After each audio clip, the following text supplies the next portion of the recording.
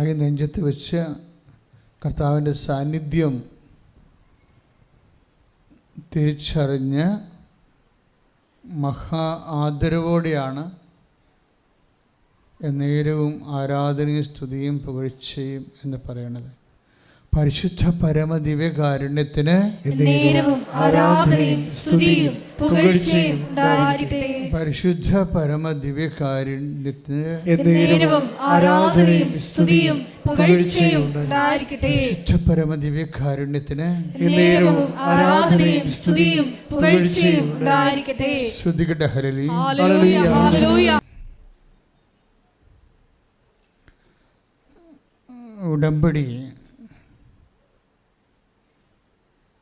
ദൈവസാന്നിധ്യത്തെ ലളിതമായി അല്ലെങ്കിൽ വേഗത്തിൽ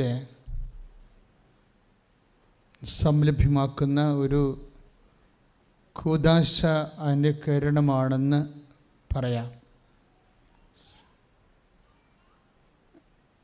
സഭയിലെ സക്രമെൻറ്റ്സ് ഉണ്ടാവും, അതുപോലെ തന്നെ കൂദാശ അനുകരണങ്ങളുണ്ടാകും.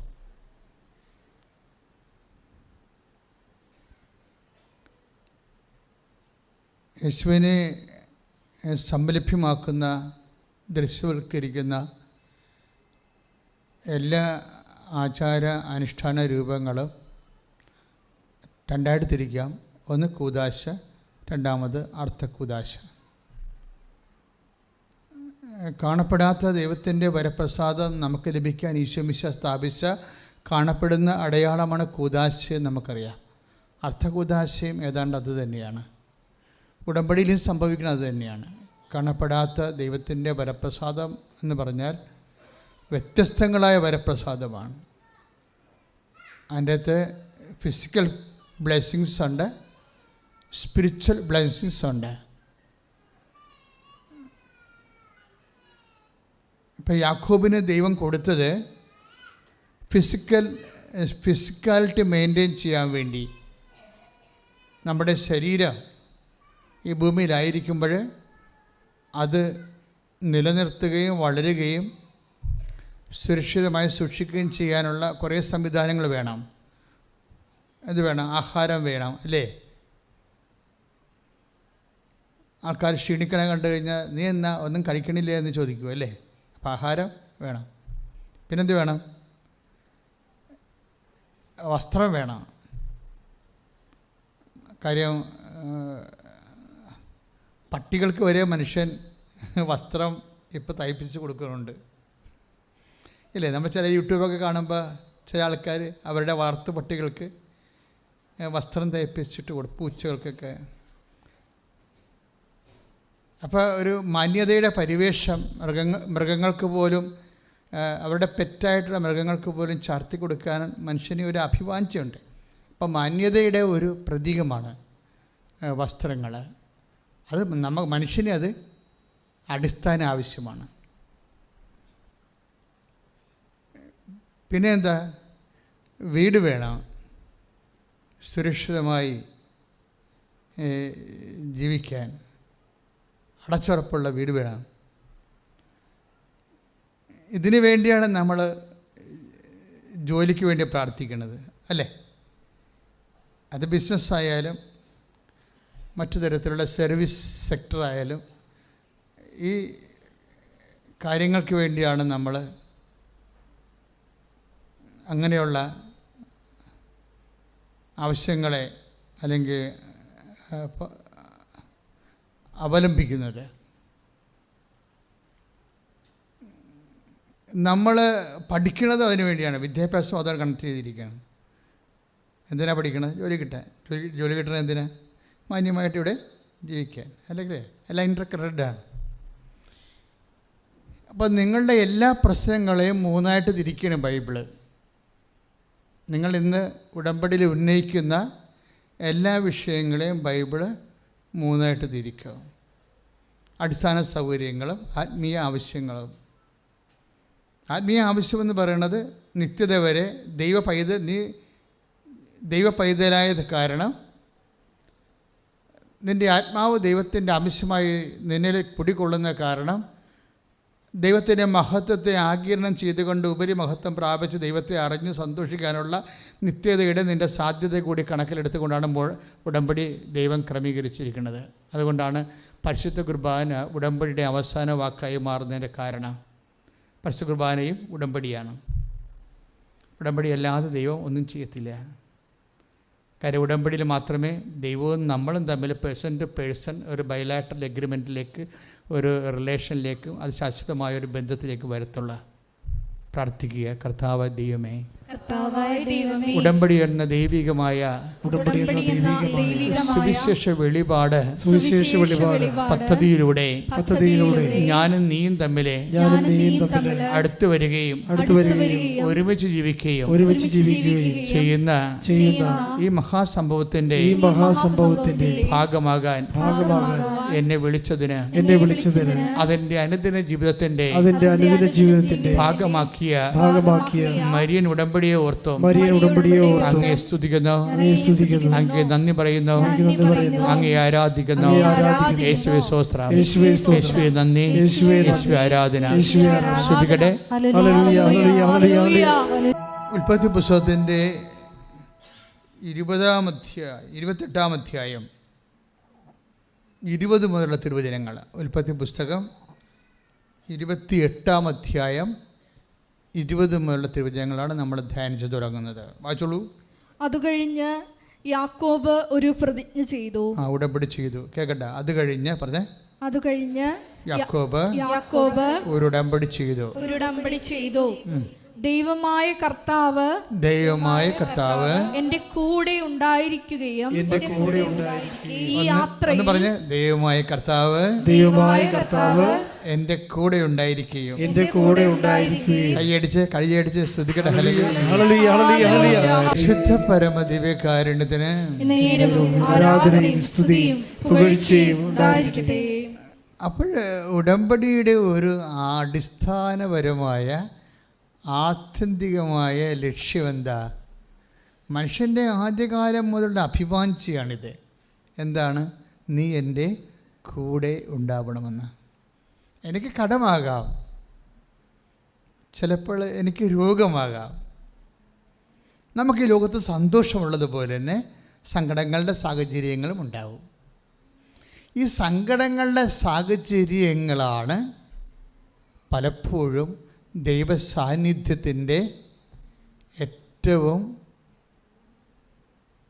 ടാൻസിബിളായിട്ടുള്ള സ്പർശ്യമായിട്ടുള്ള മുഹൂർത്തങ്ങളെന്ന് പറയുന്നത്. അത് നമുക്ക് വളരെ ഹൃദ്യമായി ഉറപ്പാക്കി തരുന്ന ഒരു ബൈലാറ്ററൽ ഉഭയകക്ഷിയായിട്ടുള്ള ഒരു ബന്ധമാണ് ഈ ഉടമ്പടി. ഉടമ്പടിയുടെ നിങ്ങൾ IELTS പാസ്സാക്കുക, അത് പിന്നെ വസ്തു വിൽക്കുക, കടം മാറുക, അതൊക്കെയാണ് വെച്ചിരിക്കുന്നത്. അതെല്ലാം നടക്കും, ഒരു സംശയമില്ല. സാക്ഷ്യങ്ങൾ കണ്ടറിയാൻ പറ്റുമല്ലോ അതിൻ്റെ അപ്പുറത്ത് നടക്കുമെന്ന്. അതിനേക്കാൾ 1000 മടങ്ങായിട്ടുള്ള പ്രശ്നങ്ങളാണെങ്കിലും അത് നടക്കും. പക്ഷേ എൻ്റെ മക്കൾ ശ്രദ്ധിക്കേണ്ടത്, ഇങ്ങനെയുള്ള ഭൗതികമായ ആനുകൂല്യങ്ങളുടെ എല്ലാം അന്തർധാരയായിട്ട് പോകുന്നത് ദ അൾട്ടിമേറ്റ് പ്രോമിസ്, ദൈവത്തിൻ്റെ ആത്യന്തികമായ വാഗ്ദാനം, ദ പ്രസൻസ് ഓഫ് ഗാഡ്. യാക്കോബ് 28:20-21 വായിച്ചോളൂ. ദൈവമായ കർത്താവ് എൻ്റെ കൂടെ ഉണ്ടായിരിക്കുകയും ദൈവമായ കർത്താവ് എൻ്റെ കൂടെ ഉണ്ടായിരിക്കുകയും ഈ യാത്രയിൽ എന്നെ സംരക്ഷിക്കുകയും എനിക്ക് ഉണ്ണാനും ഉടുക്കാനും തരുകയും എൻ്റെ പിതാവിന്റെ വീട്ടിലേക്ക് സമാധാനത്തോടെ ഞാൻ തിരിച്ചെത്തുകയും ചെയ്താൽ കർത്താവായിരിക്കും എൻ്റെ ദൈവം. Praise the Lord. Praise the Lord. Hallelujah. Hallelujah. യേശുവേ സ്തോത്രം. യേശുവേ സ്തോത്രം. യേശുവേ നന്ദി. യേശുവേ നന്ദി. യേശുവേ ആരാധന. യേശുവേ ആരാധന. Hallelujah. Hallelujah. Praise the Lord. Praise the Lord. അപ്പോഴേ ഉടമ്പടിയുടെ കണ്ടില്ലേ, ഉടമ്പടി കണ്ടന്റ് കണ്ടില്ലേ? നമ്മൾ ഇന്ന് ഈ ആൾക്കാരെല്ലാം ഈ സാക്ഷ്യം പറയുന്നതിൻ്റെ കാരണം എന്താണ്? ഇതിൻ്റെ ബേസിക് എന്ന് പറയുന്നത് എന്താണ്? ഒന്ന്, ദൈവത്തിൻ്റെ സാന്നിധ്യം. എൻ്റെ യാത്രയിൽ. യാത്ര എവിടെ അവസാനിക്കുന്നു? നിത്യത്തിലാണ് അവസാനിക്കുന്നത്, ഉറപ്പല്ലേ? അല്ലേ? യാത്ര എവിടെ അവസാനിക്കണം? നമ്മുടെ വിശ്വാസ യാത്ര എവിടെ അവസാനിക്കും? നിത്യത്തിൽ അവസാനിക്കണം. അതുകൊണ്ടാണ് യാക്കോബ് പറയുന്നത്, ഈ യാത്രയിൽ എൻ്റെ കൂടെ ഉണ്ടാകണം, നിത്യത വരെ എൻ്റെ കൂടെ ഉണ്ടാകണം. ഒന്ന് കൈയടിച്ച് കർത്താവിന് നന്ദി പറഞ്ഞേ.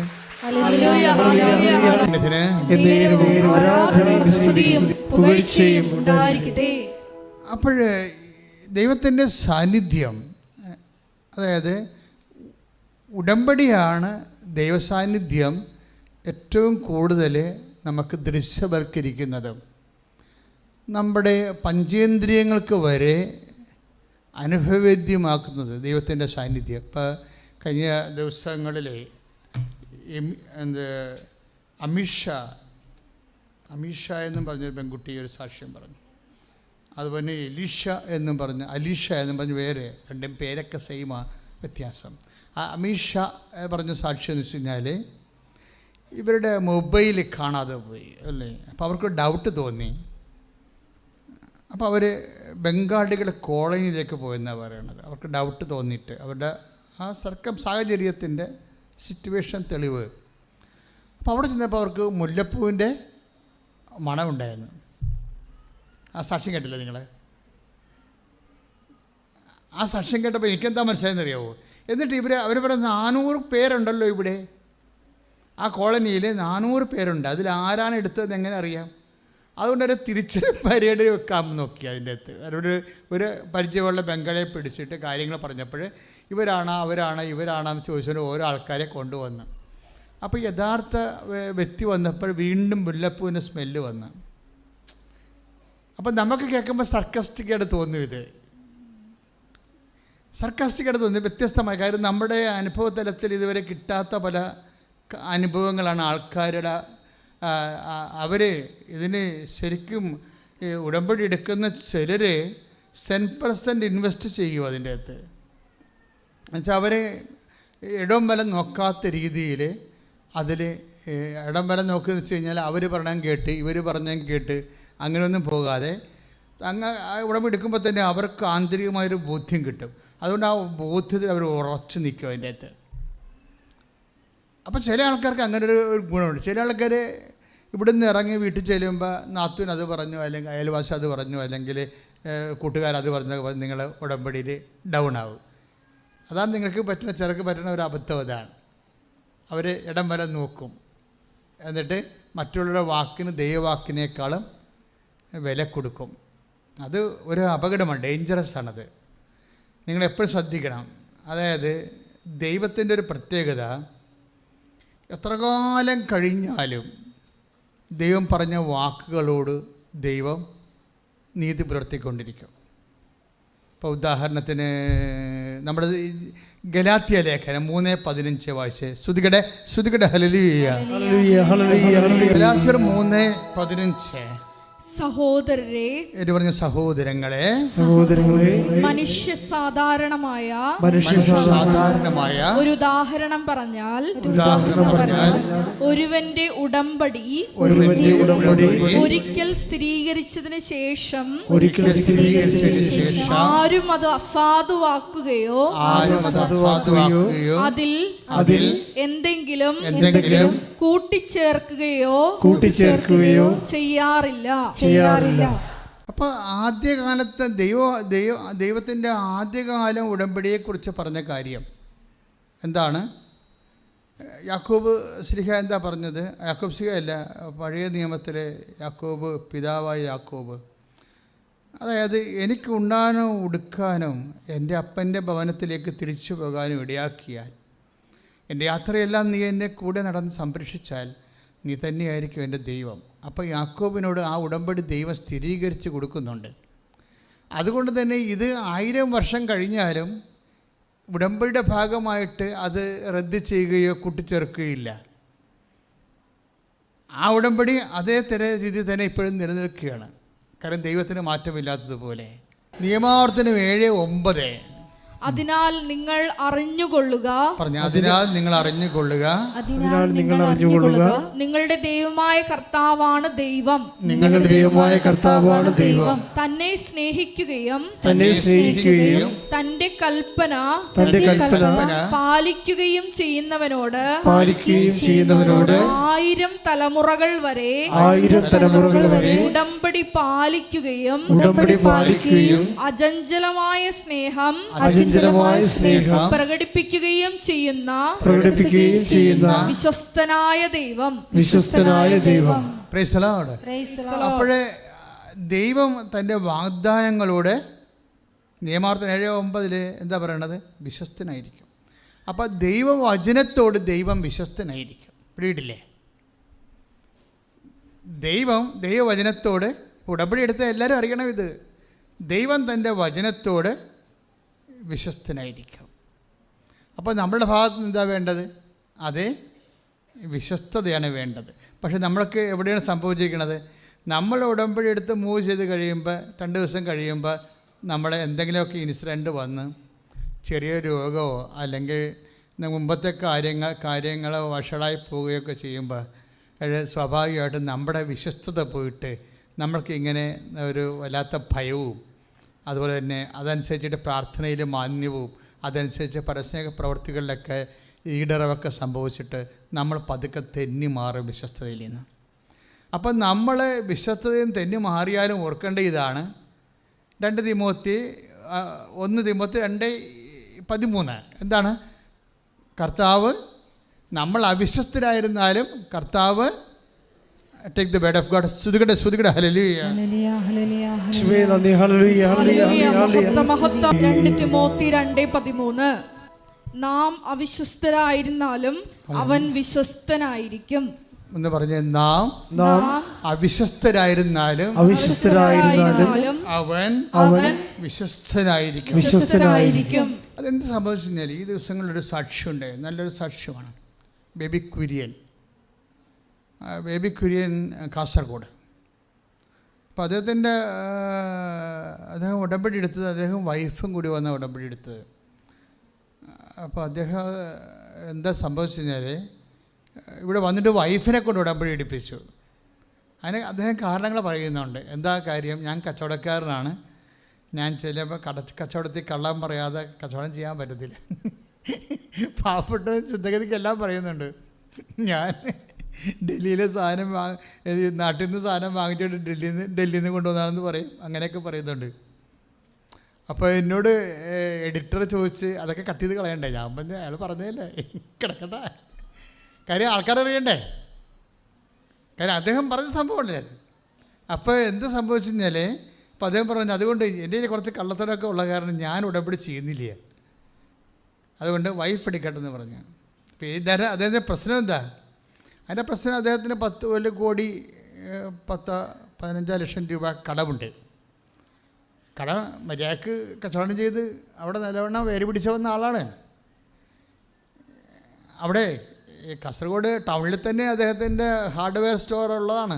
നിങ്ങൾ കാസർഗോഡുകാർ ഇവിടെ ഉണ്ടെങ്കിൽ അറിയാൻ പറ്റും ആളോ. അപ്പോൾ തന്നെ സാക്ഷ്യപ്പെട്ടിട്ടുണ്ട്.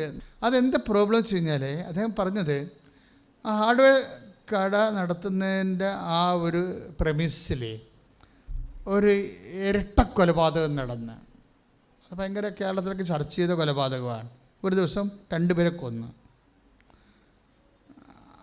അപ്പോൾ അതിപ്പോൾ പോലീസിനെ സംബന്ധിച്ചിടത്തോളം വേറെ അങ്ങനെ എന്തെങ്കിലും സംഭവിച്ചു കഴിഞ്ഞാൽ ആൾക്കാരെന്താ ചെയ്യണത്? ആൾക്കാർ അപ്പം തന്നെ ഒരുമാതിരിപ്പെട്ട ആൾക്കാരൊക്കെ രാജ്യം വിട്ടു പോകും. കാര്യം പിടിച്ചാൽ എല്ലാത്തിനും പിടിച്ചാൽ ജയിലിലിടില്ല. യഥാർത്ഥ പ്രതിയെ കിട്ടുന്നവരെ കാണുന്നവരെ പിടിച്ച് അവർ ജയിലിൽ നിറച്ചുകൊണ്ടിരിക്കും. എന്നിട്ടല്ലേ അവരെ തിരഞ്ഞെടുത്ത് തെളിവ് നോക്കി എടുക്കണത്. അപ്പോൾ ഇങ്ങനെ പിടിച്ചുകൊണ്ട് പോയി. അങ്ങനെ അതിനോട് ഒരു ബന്ധമില്ല, പക്ഷെ അങ്ങനെ പിടിച്ചുകൊണ്ട് പോയി ജയിലിലിട്ട്. അപ്പോൾ ഒരു മനുഷ്യന് തകർച്ച തന്നെ വരെ കണ്ടില്ലേ? എനിക്ക് തോന്നുന്നത് എന്താ മക്കളെ, ഈ ഉടമ്പടിയിലായിരിക്കുമ്പോൾ നമുക്ക് കിട്ടുന്ന ഒരു പ്രത്യേകത വെച്ച് കഴിഞ്ഞാൽ പ്രൊട്ടക്ഷൻ ഒരു ഭയങ്കര സംഭവമാണ്. അതായത് യാക്കോബ് പറയുന്ന ആ വാക്കൊന്ന് വായിച്ചല്ലോ മോനെ. 28:20 ദൈവമായ കർത്താവ് എൻ്റെ കൂടെ ഉണ്ടായിരിക്കുകയും ഒന്ന് പറഞ്ഞ ദൈവമായ കർത്താവ് എന്റെ കൂടെ ഉണ്ടായിരിക്കുകയും എന്റെ കൂടെ ഉണ്ടായിരിക്കുകയും ഈ യാത്രയിൽ എന്നെ സംരക്ഷിക്കുകയും ഈ യാത്രയിൽ എന്നെ സംരക്ഷിക്കുകയും എനിക്ക് ഉണ്ണാനും ഉടുക്കാനും തരുകയും എനിക്ക് ഉണ്ണുവാനും ഉടുക്കാനും തരുകയും എന്റെ പിതാവിന്റെ വീട്ടിലേക്ക് എന്റെ പിതാവിന്റെ വീട്ടിലേക്ക് സമാധാനത്തോടെ ഞാൻ തിരിച്ചെത്തുകയും ചെയ്താൽ സമാധാനത്തോടെ തിരിച്ചെത്തുകയും ചെയ്താൽ കർത്താവായിരിക്കും എന്റെ ദൈവം. കർത്താവായിരിക്കും എന്റെ ദൈവം. അപ്പോൾ യാത്രയിൽ കൂടെ ഉണ്ടായാൽ മാത്രം പോരാ, പിന്നെ എന്ത് ചെയ്യണം? സംരക്ഷിക്കണം. ദ പ്രസൻസ് ഓഫ് ഗോഡ് പ്രൊട്ടക്ഷനാണ് നമുക്ക് നൽകണത്. ഉടമ്പടിയുടെ മഹാവാഗ്ദാനങ്ങളിൽ ഒന്നാണ് ദ പ്രസൻസ് ഓഫ് ഗോഡ്.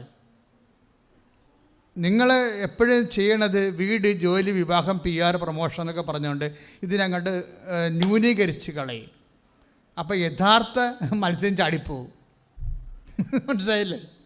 ചെറുമീനെ പിടിക്കാൻ നേരത്ത് വലിയ മീൻ ചാടിപ്പോവും. അതാണ് പല ആൾക്കാർക്ക് സംഭവിച്ചിരിക്കുന്നത് ഉടമ്പടിയിൽ. അപ്പോൾ എൻ്റെ സഹോദരങ്ങൾ വലിയ മീനെ തന്നെ ആദ്യം ടാർഗറ്റ് ചെയ്യണം. ഉടമ്പടി വലിയ മീൻ എന്താ? The presence of God. സാന്നിധ്യവും സംരക്ഷണവും. ഇപ്പോൾ ഈ ചേട്ടായിക്ക് എന്നാ സംഭവിച്ചത്? ബേബി കുര്യൻ എന്താ സംഭവിച്ചത്? സംരക്ഷണം പോയി ഇല്ലേ? കണ്ടവൻ്റെ അതുകൊണ്ട് വേറെ കൊലപാതകത്തിന് ഈ മനുഷ്യൻ ജയിലിൽ പോയി. അതൊരു സംരക്ഷണം പോയെന്നർത്ഥം. അപ്പോൾ സംരക്ഷണം ഒരു ഭയങ്കര സീരിയസ് വിഷയമാണ്. നിങ്ങൾ ദൈവത്തോട് പ്രാർത്ഥിക്കുന്നത് യാക്കോബിൻ്റെ പ്രാർത്ഥന തന്നെയാണ് മെച്ചം. എന്നെ സംരക്ഷിക്കണമെന്ന് പറഞ്ഞില്ലേ? ഞാൻ ഒറ്റയാണ്, എന്നെ സംരക്ഷിക്കണം ഈ യാത്രയിൽ. ഒന്ന് പറഞ്ഞേ, എന്നെ സംരക്ഷിക്കണമേ, എന്നെ സംരക്ഷിക്കണമേ, എൻ്റെ ഉടമ്പടിയുടെ ദൈവമേ, എൻ്റെ ഉടമ്പടിയുടെ ദൈവമേ, എൻ്റെ അമ്മയായ പരിശുദ്ധ മറിയത്തിൻ്റെ മാധ്യസ്ഥത്തിലെ ഞാൻ പ്രാർത്ഥിക്കുന്നു. എൻ്റെയും എൻ്റെ ജീവിത സാഹചര്യങ്ങളെയും എൻ്റെ കുഞ്ഞുങ്ങളെയും എൻ്റെ കൂടപ്പിറപ്പുകളെയും സംരക്ഷിക്കണമേ ദൈവമേ. ശ്രുതികട്ടെ, ഹല്ലേലൂയ. പരമദിവ്യകാരുണ്യത്തിന്. അപ്പോൾ ഈ സംരക്ഷണം നഷ്ടപ്പെട്ടു എന്നുള്ളതാണ് വേറെ വഴിയെ പോയ കൊലപാതകത്തിന് അദ്ദേഹം പ്രതിയാവുകയും ജയിലിൽ പോവുകയും ചെയ്യുന്നതിൻ്റെ ഒരു കാരണം. ഇത് നമ്മൾ വല്ലതും ചെയ്ത കാര്യമാണ്. വല്ലവരും ചെയ്ത കാര്യത്തിന് നമ്മൾ പ്രതികളായി ജയിലിൽ പോകുമ്പോൾ that means we lost our protection. എന്തുകൊണ്ടാണ് ഇങ്ങനെ പ്രൊട്ടക്ഷൻ പോകുന്നത്? എപ്പോഴും പ്രൊട്ടക്ഷൻ പോകുന്നത്, സംരക്ഷണം എന്തുകൊണ്ടാണ് പോകുന്നത്? സംരക്ഷണം പോകുന്നതിൻ്റെ കാരണം, അതായത് ദൈവം സംരക്ഷിക്കുന്നതായിട്ട് അറിഞ്ഞില്ല. ഇപ്പം സംരക്ഷിച്ചാൽ ചിലർ സംരക്ഷിക്കും, പക്ഷേ they live as if they know they don't have the presence. അതായത് അവർക്ക് സംരക്ഷണമുണ്ട്, പക്ഷെ അവർക്ക് ഇങ്ങനെ ദൈവം സംരക്ഷിക്കുന്നുണ്ടോ എന്ന് അറിയത്തില്ല. അങ്ങനെ കുറച്ച് ആൾക്കാരുണ്ട്. അവർക്ക് സംരക്ഷണമുണ്ട്, പക്ഷെ ദൈവമാണ് അവരെ സംരക്ഷിക്കണമെന്ന് അവർക്ക് അറിയത്തില്ല. അവർ പറയും പാർട്ടിക്കാരാണ് ഞങ്ങളെ സംരക്ഷിക്കണമെന്ന് പറയും. അത് ഞങ്ങളുടെ കയ്യിലുള്ള ഗുണ്ടായുസമാണ് ഞങ്ങളെ സംരക്ഷിക്കുന്നത്. ചിലരും ഞങ്ങളുടെ കയ്യിലുള്ള FDയും ഞങ്ങളുടെ സ്വർണവും പറമ്പും പാർട്ടിയും പൊന്നും ഒക്കെ സംരക്ഷിക്കണം. നോൺസെൻസ്. ഒരിക്കലും അങ്ങനെ ദൈവത്തെ തള്ളിപ്പറയരുത്.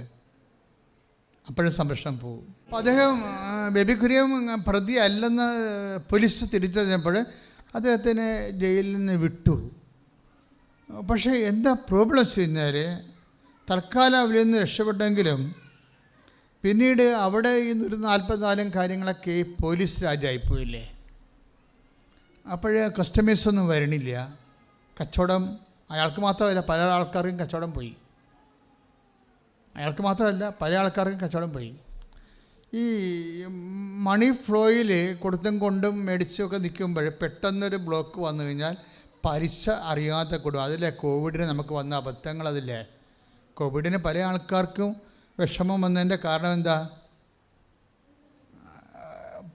ലോൺ എടുത്ത് ചെയ്യുന്ന ലോണിലല്ലേ നമ്മൾ എല്ലാവരും നിൽക്കണത്.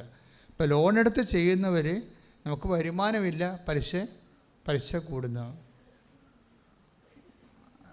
പലിശ കൂടിയിട്ട് എന്ത് ചെയ്ത്? ഗവൺമെൻറ് സപ്പോർട്ട് ചെയ്തോ? ഗവൺമെൻറ്, സെൻട്രൽ ഗവൺമെൻറ്റോ സ്റ്റേറ്റ് ഗവൺമെൻറ് അവർ എന്ത് സപ്പോർട്ട് ചെയ്യും? അവരെ ലോക്സഭയിൽ തീരുമാനം എടുത്തിരിക്കണത് എന്താ? സപ്പോർട്ട് ചെയ്യേണ്ടെന്നാണ്. അതിലേ ജപ്തി പടപടാന്ന് ജപ്തി വരുന്നത്. കോവിഡ് കാലത്ത് ഗവൺമെൻറ് നമ്മളെന്ത് 8 ലക്ഷം കോടി രൂപ ഗവൺമെൻറ് കയ്യിലുണ്ടെന്ന് പറഞ്ഞ് ഒരു 4 ലക്ഷം കോടി കൊടുത്തിരുന്നെങ്കിൽ കടമില്ലാതെ മനുഷ്യൻ ജീവിച്ചു പോകത്തില്ലേ? ഇപ്പോൾ എല്ലാവരും കിഡ്നി വരെ പണയം വെക്കുന്ന അവസ്ഥ വന്നില്ലേ? അപ്പം ബാങ്കുകാർ പറഞ്ഞ് ഞങ്ങൾക്ക് പറ്റത്തില്ലെന്ന് പറഞ്ഞ്, ഞങ്ങളെങ്ങാനും ഈ കടം എഴുതി തള്ളിയാൽ അതൊരു കീഴ്വഴക്കം തെറ്റാകും. പിന്നീട് ആൾക്കാർ കടമെടുത്താൽ ഗവൺമെൻറ് അടക്കുമെന്ന് പറഞ്ഞുകൊണ്ടിരിക്കുമ്പോൾ ബാങ്ക് സിസ്റ്റം തന്നെ തകരും. അതുകൊണ്ട് we will not for that എന്ന് പറയും. അത് ബാങ്കുകാർ അത് പറയത്തുള്ളൂ, പറയും അവർ, കാരണം അത് സാമ്പത്തിക സ്ഥാപനമല്ലേ. അപ്പോൾ ജനാധിപത്യ സർക്കാരാണ് ഈ വിഷയത്തിൽ എന്തെങ്കിലും തീരുമാനം എടുക്കേണ്ടത്. പക്ഷേ പ്രാക്ടിക്കലി സർക്കാരും അവരെ സെക്യൂരിറ്റി എമൗണ്ടാക്കി കിട്ടിയിരിക്കുന്ന കാശ് മാറ്റിയിട്ട് ജനങ്ങളിങ്ങനെ പട്ടിണിയായിട്ട് ഇങ്ങനെ സങ്കടപ്പെട്ട് വിഷമിച്ചടക്കുകയാണ്. സത്യം പറയട്ടെ, നമുക്ക് ദൈവം മാത്രമേ ഉള്ളൂ. ഇപ്പോൾ ഈ ബേബി കുര്യൻ വൈഫിനെ കൊണ്ടാണല്ലോ ഉടമ്പടി എടുപ്പിച്ചിരിക്കുന്നത്, ഇല്ലേ? വൈഫ് അത് വൃത്തിയായിട്ട് ചെയ്യുന്നുണ്ട്. പക്ഷെ കർത്താവിന് മുതലാവണില്ല. അതാണൊരു പ്രശ്നം. കാര്യം ബേബി കുര്യൻ ഇവിടെ വന്നാണല്ലോ, അല്ലേ? എന്തിനാണ് വൈഫിനെ കൊണ്ട് എടുപ്പിച്ചത്? തനിക്ക് ഇനി എങ്ങാനും വിശുദ്ധീകരിച്ച് പോയാൽ പഴയ കള്ളത്തടങ്ങളൊക്കെ പറഞ്ഞ അങ്ങനെ വരുമ്പോൾ ബിസിനസ്സിൻ്റെ അകത്ത് കോട്ടം വരുമെന്ന് വിചാരിച്ചുകൊണ്ട് ഇയാൾ ദൈവത്തിനെ അതായത് പതുക്കെ അങ്ങോട്ട് സൈഡാക്കുകയാണ്. ശരിക്കും നിങ്ങളത് ചിന്തിക്കണം കേട്ടോ. മനുഷ്യൻ്റെ ഏറ്റവും വലിയ തെറ്റ് ദൈവത്തിനെ സൈഡാക്കുന്നതാണ്. ദൈവത്തിനെ സൈഡാക്കാൻ സാധ്യതയുണ്ടെന്ന് ആദ്യം തിരിച്ചറിഞ്ഞ ദൈവം തന്നെയാണ്. അതുകൊണ്ടാണ് ആദ്യത്തെ കൽപ്പനയിൽ ഇങ്ങനെ പറയണത്, നിൻ്റെ കർത്താവ് ദൈവം ഞാനാകരുത്, എന്നെ സൈഡാക്കരുതെന്ന്. അല്ലേ? കറക്റ്റല്ലേ? നമുക്ക് മനസ്സിലാകുന്ന ഭാഷ ലളിതമായിട്ട് പറഞ്ഞതേ ഉള്ളൂ. പക്ഷേ അതൊരു ഗ്രീവിയസ് ഒഫൻസാണ്. അത് നമ്മൾ ചിന്തിക്കണം. ഇപ്പം ബേബി കുര്യൻ എന്താ ചെയ്തത്? ഞാനൊരു ബിസിനസ് മാൻ ആയത് കാരണം എനിക്ക് ഇങ്ങനെ കർത്താവിൻ്റെ വചനമൊക്കെ അനുസരിച്ച് മുന്നോട്ട് പോകാൻ പറ്റത്തില്ല, അതുകൊണ്ട് സൈഡാക്കുകയാണ്. പക്ഷേ എന്നാ പറ്റണത്? ഉടമ്പടി വർക്കൗട്ട് ചെയ്തില്ല. ഉടമ്പടി പുതുക്കിയതിന് ശേഷവും അയാൾക്ക് ശരിക്കും പറഞ്ഞാൽ ഒരു പറമ്പുണ്ടേ,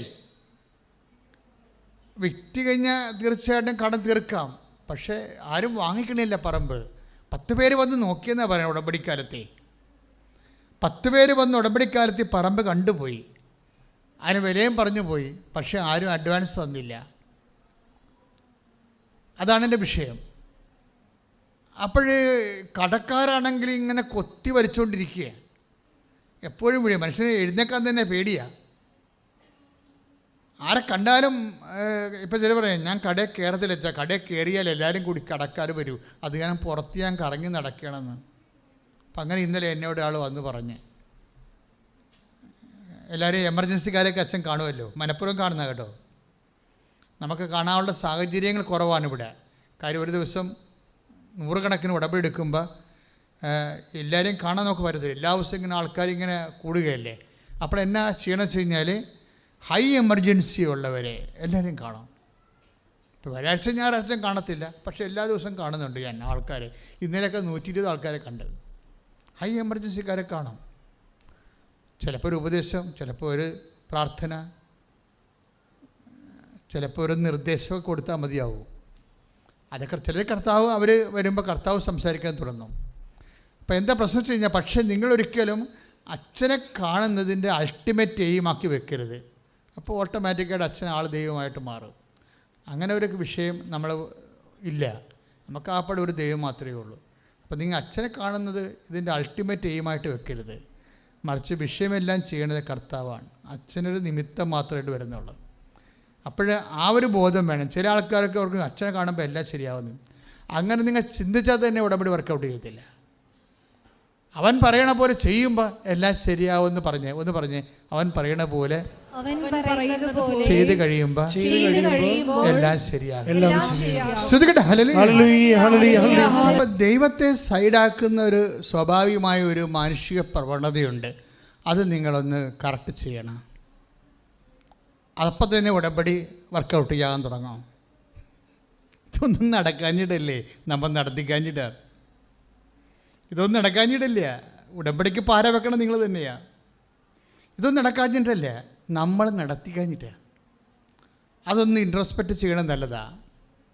ഇപ്പം ഈ ബേബിക്കറിൻ്റെ വിഷയം എന്താ? അയാൾ പറഞ്ഞു, ഞാനിങ്ങനെ കർത്താവിൻ്റെ അടുത്ത് കുറച്ച് തരികട പറഞ്ഞുകൊണ്ടാണ് ഇനി ഇപ്പം എത്രയോ പേര് വന്ന് സ്ഥലം നോക്കിപ്പോയി, അവരാരും എടുത്തില്ലല്ലോ. അപ്പം നമുക്കിതൊക്കെ വിൽക്കാനൊക്കെ ഉണ്ടായിട്ട് പോലും നടക്കണില്ലല്ലോ. നമുക്ക് പൈസ കൂടുകയല്ലേ, ആൾക്കാർ നമ്മളെ പെടയ്ക്ക് കൂടി ഞെക്കുകയല്ലേ. അവരൊരു പഠിച്ച് ഞാൻ ഉടമ്പടി എടുക്കാം. അപ്പോൾ അയാൾക്ക് ബോധോദയം വന്ന് സ്റ്റെപ്പ് നോക്കണം. സെക്കൻഡ് സ്റ്റെപ്പ് വളരെ ആഘോഷമാണ്. ഞാൻ ഉടമ്പടി എടുക്കാം. പുള്ളിക്കാരൻ വന്നിട്ട് ഉടമ്പടി വൈഫ് പുതുക്കുമ്പോൾ പുള്ളിക്കാരൻ സ്വന്തമായിട്ട് ഉടമ്പടി എടുക്കും. ഉടമ്പടി എടുത്തിട്ട് പിന്നെ ഇൻവെസ്റ്റ്മെൻറ്റ് ഒരു 1.5 ഇൻവെസ്റ്റ്മെൻറ്റാണ്. പുള്ളി നാക്ക് നിയന്ത്രിച്ചു. എല്ലാ സമയവും എല്ലാ കാലങ്ങളിലും കർത്താവ് കാര്യം എന്താ പ്രശ്നം വെച്ച് കഴിഞ്ഞാൽ ഈ വിശുദ്ധി എന്ന് പറയണത് നമ്മൾ വളരെ സൂക്ഷിച്ച് കൈകാര്യം ചെയ്യേണ്ട വിഷയമാണ്. മനസ്സിലായില്ലേ? വിശുദ്ധി കുറഞ്ഞാൽ ദൈവസാന്നിധ്യം അറിയാണ്ടിരിക്കും. ഇപ്പോൾ ഈ യാക്കോബിൻ്റെ അനുഭവം, ദൈവാനുഭവം തന്നെ ഒന്ന് നോക്കിക്കേ. അപ്പോൾ യാക്കോബ് ഉറക്കത്തിൽ നിന്നുണർന്നു. ഉൽപ്പത്തി 18:28 16 17 വായിച്ചോളൂ. അപ്പോൾ യാക്കോബ് ഉറക്കത്തിൽ നിന്നുണർന്നു. ഒന്ന് പറഞ്ഞേ. അപ്പോൾ യാക്കോബ് ഉറക്കത്തിൽ നിന്ന് ഉണർന്നു. അവൻ പറഞ്ഞു തീർച്ചയായും കർത്താവ് ഈ സ്ഥലത്തുണ്ട്, എന്നാൽ ഞാനതറിഞ്ഞില്ല. അതാണ് സംഭവം. ദൈവം നിന്റെ വീട്ടിലുണ്ടായാലും ചിലപ്പോൾ അറിയത്തില്ല. അതൊരു അപകടമാണ് ഇതിൻ്റെ അകത്ത്. നീ ഉടമ്പടി എടുക്കുമ്പോൾ ദൈവം വാക്ക് പാലിക്കുമല്ലോ, ഇല്ലേ? I will come with you wherever you go. ഞാൻ നിൻ്റെ കൂടെ വരും എവിടെ ആയാലും. അപ്പോൾ ദൈവം വാക്ക് പാലിക്കുമല്ലോ. പക്ഷേ we are not knowing it. അതെന്താ കാര്യം വെച്ച് കഴിഞ്ഞാൽ ഇവൻ അപ്പനെക്കാർക്ക് പുനരടിച്ച് ചേട്ടനെ പറ്റിച്ചിട്ട് വന്നിരിക്കണതാണ്, അല്ലേ? അതാണ് സംഭവം. ഇവൻ അപ്പനെ കറക്കി പുനലടിച്ച് അപ്പൻ കണ്ണ് കാണാൻ പാടില്ല ഇരിക്കുകയായിരുന്നു. ആരാണ് അപ്പനാരാ? ഇസഹാക്ക് കണ്ണും കാണാൻ പാടില്ല ഇരിക്കുകയല്ലേ വീട്ടിൽ. 90 വയസ്സുണ്ട്. അപ്പം അദ്ദേഹത്തിന് തോന്നി ദൈവത്തിലേക്ക് തിരിച്ചു പോകേണ്ട സമയമായി. അപ്പോൾ അദ്ദേഹം യേശാവിനെ വിളിച്ച് പറഞ്ഞു, എൻ്റെ മകനെ, അപ്പം എനിക്ക് ദൈവത്തിലേക്ക് പോകാൻ കാലമായി, അതുകൊണ്ട് നീ കാട്ടിൽ പോയി ഒരു നല്ല മൃഗത്തെ പിടിച്ചുകൊണ്ട് പോയി എനിക്ക് പാകം ചെയ്ത് വാ, അപ്പമായിട്ട് വാ, ഞാൻ ഭക്ഷിച്ച് സന്തോഷിച്ചിട്ട് നിന്നെ ആശീർവദിക്കാമെന്ന് പറയും. അവൻ പാവപ്പെട്ടവൻ ചാടിപ്പോയി. പക്ഷേ റബേക്ക അത് കേട്ടു. എന്താ കാര്യം? അവർക്ക് നെപ്പോട്ടിസം ഉണ്ട്, അവർക്ക് പക്ഷപാതം ഉണ്ടായി. ആരോടാണ്? ഇളയവനോട് പക്ഷപാതം വേണോ? അത് നമ്മൾ പക്ഷപാതം പരിശുദ്ധാത്മാവ് വരുന്നതിനുള്ള തടസ്സമുള്ള നിൽക്കുന്ന ഒരു വിഷയമാണ്. നിങ്ങളുടെ പക്ഷപാതം ഉണ്ടാവരുത് എന്ന് കർത്താവിനെ വചനം. നിങ്ങളിപ്പോൾ ഇളയ മക്കൾ, മൂത്ത മക്കൾ, പെൺമക്കൾ, ആൺമക്കൾ എന്ന് പറഞ്ഞ് പക്ഷപാതം വെക്കത്തില്ലേ? ഗ്രൂപ്പിസം ഉണ്ടാക്കത്തില്ലേ? അപ്പൻ്റെ മക്കൾ എന്ന് പറഞ്ഞ് 2 പേരെ വെക്കും, അമ്മയുടെ മക്കൾ 1 ആൾ വെക്കും. ഇങ്ങനെ വീട്ടിൽ ഗ്രൂപ്പിസം ഉണ്ടാകുന്നുണ്ട്.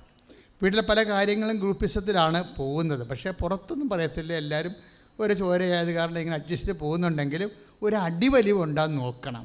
പക്ഷപാതത്തെക്കുറിച്ച് വചനമെടുത്തേ. ശ്രുതിക്കട്ടെ ഹല്ലേലൂയ, യേശുവേ സ്തുതി, ഹല്ലേലൂയ ഹല്ലേലൂയ ഹല്ലേലൂയ ഹല്ലേലൂയ, യേശുവേ സ്തുതി, ഹല്ലേലൂയ ഹല്ലേലൂയ ഹല്ലേലൂയ. വായിച്ചോളൂ. നിയമാവർത്തനം 16:19. നിയമാവർത്തനം 16:19. നിന്റെ വിധികൾ നീതിവിരുദ്ധമായിരിക്കരുത്. നിന്റെ വിധികൾ നീതിവിരുദ്ധമായിരിക്കരുത്. പറഞ്ഞേ. നിന്റെ വിധികൾ നീതിവിരുദ്ധമായിരിക്കരുത്. നീ പക്ഷപാതം കാട്ടുകയോ കൈക്കൂലി വാങ്ങുകയോ അരുത്. അപ്പം ദൈവത്തിൻ്റെ ഒരു നീതിയാണല്ല നമ്മുടെ ലോകത്ത് നിറവേറ്റാൻ ദൈവം ആഗ്രഹിക്കുന്നത്, അല്ലേ? അതിനകത്ത് പക്ഷപാതം ഇല്ല. ദൈവത്തിൻ്റെ ഒരു നീതിയാണ് നമ്മൾ കുടുംബത്തിലായാലും സമൂഹത്തിലായാലും നിറവേറ്റാൻ ദൈവം ആഗ്രഹിക്കുന്നത്. അതിനകത്ത് പക്ഷപാതം ഇല്ല. പക്ഷേ റബേക്കയ്ക്ക് ഒരു പക്ഷപാതം ഉണ്ട്. ആരോടാണ്? യാക്കോബ്. റബേക്കയുടെ പക്ഷപാതമാണ് ഈ ഇളയ മകൻ നാടുവിടേണ്ടി വന്നത് കാര്യം. അപ്പോൾ നമ്മൾ ശ്രദ്ധിക്കണം. ഉടമ്പടി എടുത്തവർ പ്രത്യേകിച്ച് ശ്രദ്ധിക്കണം. പക്ഷപാതം ദൈവത്തിൻ്റെ മനസ്സിന് യോജിക്കുന്നതല്ല. പറഞ്ഞ മനസ്സിലായോ? ഓക്കെ. അപ്പോൾ എന്താ പ്രോബ്ലം വെച്ച് കഴിഞ്ഞാൽ, അതുകൊണ്ട് യേശാവ് രോമാവൃതമുള്ള മനുഷ്യനാണ്. മുട്ടാണ്ടനെ പോലെ കുറേ രോമമുള്ള ആളാണ്. യേശാവിൻ്റെ രോമക്കുപ്പായം അവിടെ കിടപ്പുണ്ടായിരുന്നു. അതെടുത്ത് ഇവർ യാക്കോബിനെ ധരിപ്പിച്ച് കെട്ടിയൊക്കെ വെച്ച്, എന്നിട്ട് ആലയിൽ പോയി ഒരു ആടിനെ എടുത്ത് പാസ്സാക്കി അപ്പമൊക്കെ ഇട്ട് കൊണ്ടുവന്ന് യാക്കോബ് കൊണ്ടുവന്ന് അപ്പന് കൊടുത്തു. അപ്പൻ ചോദിക്കുന്നുണ്ട്, കണ്ണു കാണാൻ പാടെങ്കിൽ ചോദിക്കുന്നുണ്ട്, ആരാണത്? അപ്പൻ്റെ മകൻ ഏശാവാണ്. അപ്പോൾ ഉടനെ നീ ഇങ്ങനെ അടുത്ത് വരാൻ പറയും, കണ്ണു കാണാൻ പാടില്ല. അടുത്ത് വന്നിട്ട് ഉടനെ ഈ യാക്കോബ് പറയണ ഇസഹാക്ക് പറയണ കുറേ സംഭവങ്ങളുണ്ട്, ഭയങ്കര സംഭവമാണ്. കർത്താവിൻ്റെ വയലിൻ്റെ മണം, അത് നമ്മൾ കണ്ണ് നിറഞ്ഞു പോകും. ദൈവസ്നേഹമുള്ളവർ, കർത്താവിൻ്റെ വയലിൻ്റെ മണമെന്ന്. അപ്പോൾ ഈ ദൈവമായിട്ട് എന്തൊരു ബന്ധമാണ് ആ മനുഷ്യന്. വയലിൻ്റെ മണമെന്ന് പറഞ്ഞാൽ പോരെ, അല്ലേ? യശാവിനെ ആണെന്ന് വിചാരിച്ചുകൊണ്ട് യാക്കോബിനെ കെട്ടിപ്പിടിക്കുമ്പോൾ ഈ മനുഷ്യൻ്റെ അന്തർഗതം എന്താണ്? കർത്താവിൻ്റെ വയലിൻ്റെ മണം. കർത്താവിൻ്റെ വയലിൻ്റെ മണം. കർത്താവിൻ്റെ വയലിൻ്റെ മണമെന്ന് പറഞ്ഞ കാര്യം വയലിൻ്റെ മണമെന്ന് പറഞ്ഞാൽ പോരെ. ഇതാണ് ആധ്യാത്മികത എന്ന് പറയണത്. എന്ത് കിട്ടിയാലും കർത്താവിൻ്റെ കൂടെ ചേർത്ത് പറയും.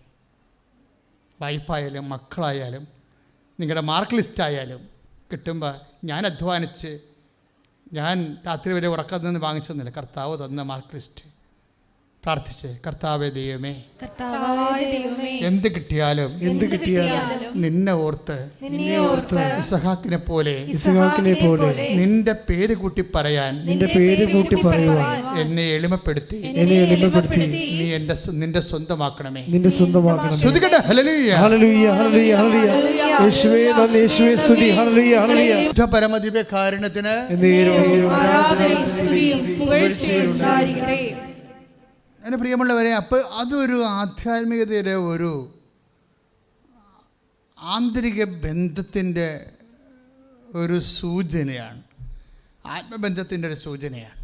എന്ത് കിട്ടിയാലും കർത്താവിനെയും ചേർത്ത് പറയുന്നത്. പക്ഷേ അവസാനം യാക്കോബ് പറ്റിച്ച് അപ്പനെ, കണ്ണു കാണാൻ പാടില്ലാത്ത അപ്പനെ പറ്റിച്ചു. ഈ അപ്പന്മാരൊക്കെ പറ്റിച്ച അവളെ കുഴപ്പം എന്താണെന്നറിയാം? കുഴപ്പം വർഷങ്ങളിൽ ഈ ദൈവം വാക്ക് പാലിക്കുന്ന പോലെ തന്നെയാണ്. ദൈവം 1000 തലമുറ വരെ അനുഗ്രഹിക്കുമെന്ന് പറഞ്ഞില്ലേ? അത് തന്നെയാണ്. നമ്മൾ വല്ല തരികിടയും കാണിച്ചാൽ 1000 കൊല്ലം വരെ അത് ഓർത്തിരിക്കുകയും ചെയ്യും. വെറുതെ എന്തിനാ പണി മേടിക്കണേ? ഈ യാക്കോബ് യേശാവിൻ്റെ അനുഗ്രഹമല്ല അടിച്ചു മാറ്റിയത്, അത് കാപട്യമല്ലേ കാണിച്ചത്? എത്ര കൊല്ലം കഴിഞ്ഞാണ് പിന്നെ ഈശോ വന്നത്? ഈശോ വരുമ്പോൾ നഥാനിയനെ കാണുമ്പോൾ എന്താ പറയണത്? ലുക്ക യോഹന്നാൻ 1:47. ശ്രുതികട്ടെ ഹല്ലേലൂയ. യോഹന്നാൻ 1:47. നഥാനിയേൽ തന്റെ അടുത്തേക്ക് വരുന്നത് കണ്ട് പറഞ്ഞേ, നാഥാനിയേൽ തന്റെ അടുത്തേക്ക് വരുന്നത് കണ്ട് യേശു അവനെ പറ്റി പറഞ്ഞു, യേശു അവനെ കുറിച്ച് പറഞ്ഞു, ഇതാ നിഷ്കപടനായ ഒരു യഥാർത്ഥ ഇസ്രായേൽക്കാരൻ. അടി വരുന്ന വഴി കണ്ട, പണി വരുന്ന വഴി കണ്ട. എത്രയോ വർഷം കഴിഞ്ഞിട്ട് നാഥാനിയനെ കാണുമ്പോൾ ഈശോ പറയുകയാണ്, ഇതാ ഒരു ട്രൂ ഇസ്രായേലിയൻ, ഇവനിൽ യാതൊരു കാപട്യവുമില്ല. എന്ന് വെച്ചാൽ എന്താണ്? പഴയ യാക്കോബ്, പഴയ ഇസ്രായേൽ കാപട്യം പിടിച്ചവനായിരുന്നെന്ന്. ദൈവം മറക്കാത്ത കണ്ട. ക്ലിയർ അല്ലേ? ദൈവം മറക്കണില്ല എന്നുള്ളത് ആണ് വിഷയം. ഇത് വിശുദ്ധിയുമായിട്ട് ബന്ധപ്പെട്ട കാര്യമാണ്. നിങ്ങളിപ്പോൾ പഴയ കാലങ്ങളിൽ ഞാൻ കുമ്പസാരിക്കാതെ നിങ്ങളോട് പറയുമ്പോൾ നിങ്ങൾ പുതിയ കാര്യങ്ങളൊക്കെ അടിച്ചു കയറ്റി കൊടുക്കണ കമ്പ്യൂട്ടർ വല്ല കഥയുണ്ടാ? പണ്ടത്തെ കാര്യമൊക്കെ ഒന്ന് ഓർക്കണേ. ദൈവത്തിൻ്റെ ഓർമ്മയെന്ന് പോലും എടുത്തു കളയാൻ പറ്റുന്ന രീതിയിൽ ആത്മാവിലെ അനുതാപത്തിന് കണ്ണുനീര് തരാൻ പ്രാർത്ഥിക്കുക. പഴയകാല പാപങ്ങളാണെങ്കിലും വ്യർത്ഥുപേക്ഷിക്കാതിരിക്കുകയോ ഏറ്റുപറയാതിരിക്കുകയോ ചെയ്യുന്നുണ്ടെങ്കിൽ ഈ അടുത്ത കുമ്പസാരത്തിൽ എൻ്റെ സഹോദരങ്ങൾ അത് ഏറ്റുപറയണം. അപ്പം നിങ്ങൾ ചോദിക്കൂ, വി ആർ നോട്ട് കാത്തലിക്സ്, ഞങ്ങൾ എന്ത് ചെയ്യുമെന്ന് ചോദിച്ചാൽ പൗലോസ് അപ്പോസ്തലൻ പറയുന്നുണ്ട്, മനസ്സാക്ഷി എടുത്തേ നിയമം നൽകപ്പെടാതിരിക്കെ മനസ്സാക്ഷി തന്നെയാണ് അവർക്ക് ദൈവത്തിൻ്റെ സ്വരമെന്ന്. ശ്രുതികട്ടെ ഹല്ലേലൂയ. വിശുദ്ധ പരമദിവ്യകാരുണ്യത്തിന് അപ്പോൾ മനുഷ്യൻ്റെ മനസ്സാക്ഷി ദൈവത്തിൻ്റെ വചനം നിക്ഷേപിച്ചിട്ടുണ്ടോ എന്നുള്ളതാണ് കർത്താവിൻ്റെ വെളിപ്പാട്, വചനത്തിൻ്റെ വെളിപ്പാട്. അതനുസരിച്ച് കഴിഞ്ഞകാല പാപങ്ങളെ ഓർത്ത് നിങ്ങൾക്ക് അനുതാപം ഉണ്ടാകണം. ഉടമ്പടി എല്ലാവരും എടുക്കുന്നുണ്ടല്ലോ. അപ്പോൾ ഉടമ്പടി എടുക്കുമ്പോൾ ഉണ്ടാകുന്നൊരു ഗുണം, ഇപ്പോൾ ഉടമ്പടിയിൽ ഇപ്പം തന്നെ ഇന്നലെ ഒരു ഡോക്ടർ ഒരു സാക്ഷ്യം ഇട്ടിട്ടില്ലേ, ഗവൺമെൻറ് സർവീസിലുള്ളൊരു ഡോക്ടർ സാക്ഷ്യം ഇട്ടിട്ടുണ്ട്. സാക്ഷ്യവിശേഷം ഞാൻ പറയുന്നില്ല, നിങ്ങൾ നോക്കിയാൽ മതി. പക്ഷേ അവർ എന്താ പറയണത്, അവരതിൽ അവരുടെ വിശ്വാസം വിശുദ്ധി ഇൻവെസ്റ്റ് ചെയ്തപ്പോൾ അവിടെ ജീവിതത്തിൻ്റെ എല്ലാ തടസ്സങ്ങളെയും മാറ്റിക്കൊണ്ട്. അതാണ് ഉടമ്പടിയിൽ ഇപ്പം നിങ്ങളെ പണ്ട് ഒരു അബോർഷൻ സംഭവിച്ച ആളാണെന്ന് വിചാരിച്ചോ, അത് പണ്ടത്തെ കാര്യമല്ലേ, അപ്പം അത്രയും ഓർത്തില്ല എന്ന് നിങ്ങൾ എഴുതി തള്ളണ്ട. ദൈവം എഴുതി തള്ളിയാൽ മതി, സ്വന്തമായിട്ട് എഴുതി തള്ളാൻ നിൽക്കണ്ട. ഇല്ലേ? സ്വന്തമായിട്ട് നമുക്ക് എഴുതാൻ തള്ളാൻ പറ്റുമോ? ഇല്ല, നമുക്ക് അനുദപിക്കാൻ പറ്റും. ബേബി കുര്യൻ്റെ സാക്ഷ്യമാണ് നമ്മളിപ്പോൾ വിചാരണ ചെയ്തുകൊണ്ടിരിക്കുന്നത്. ബേബി കുര്യൻ എന്താ ചെയ്തിരിക്കണത്?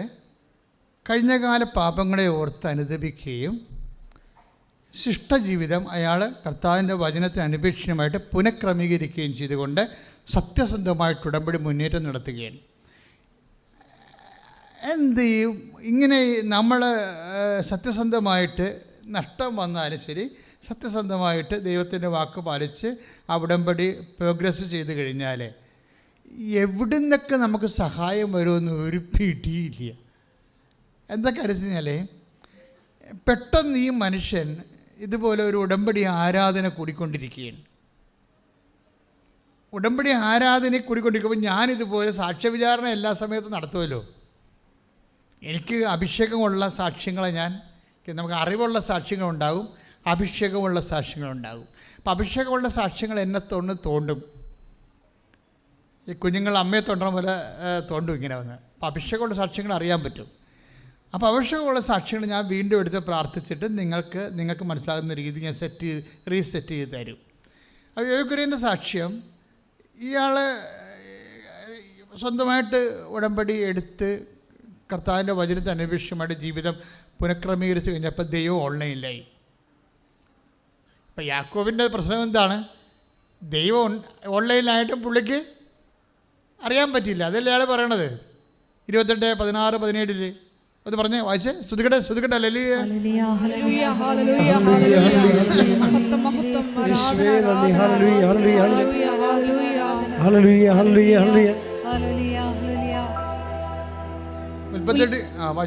ഉൽപ്പത്തി 28:16.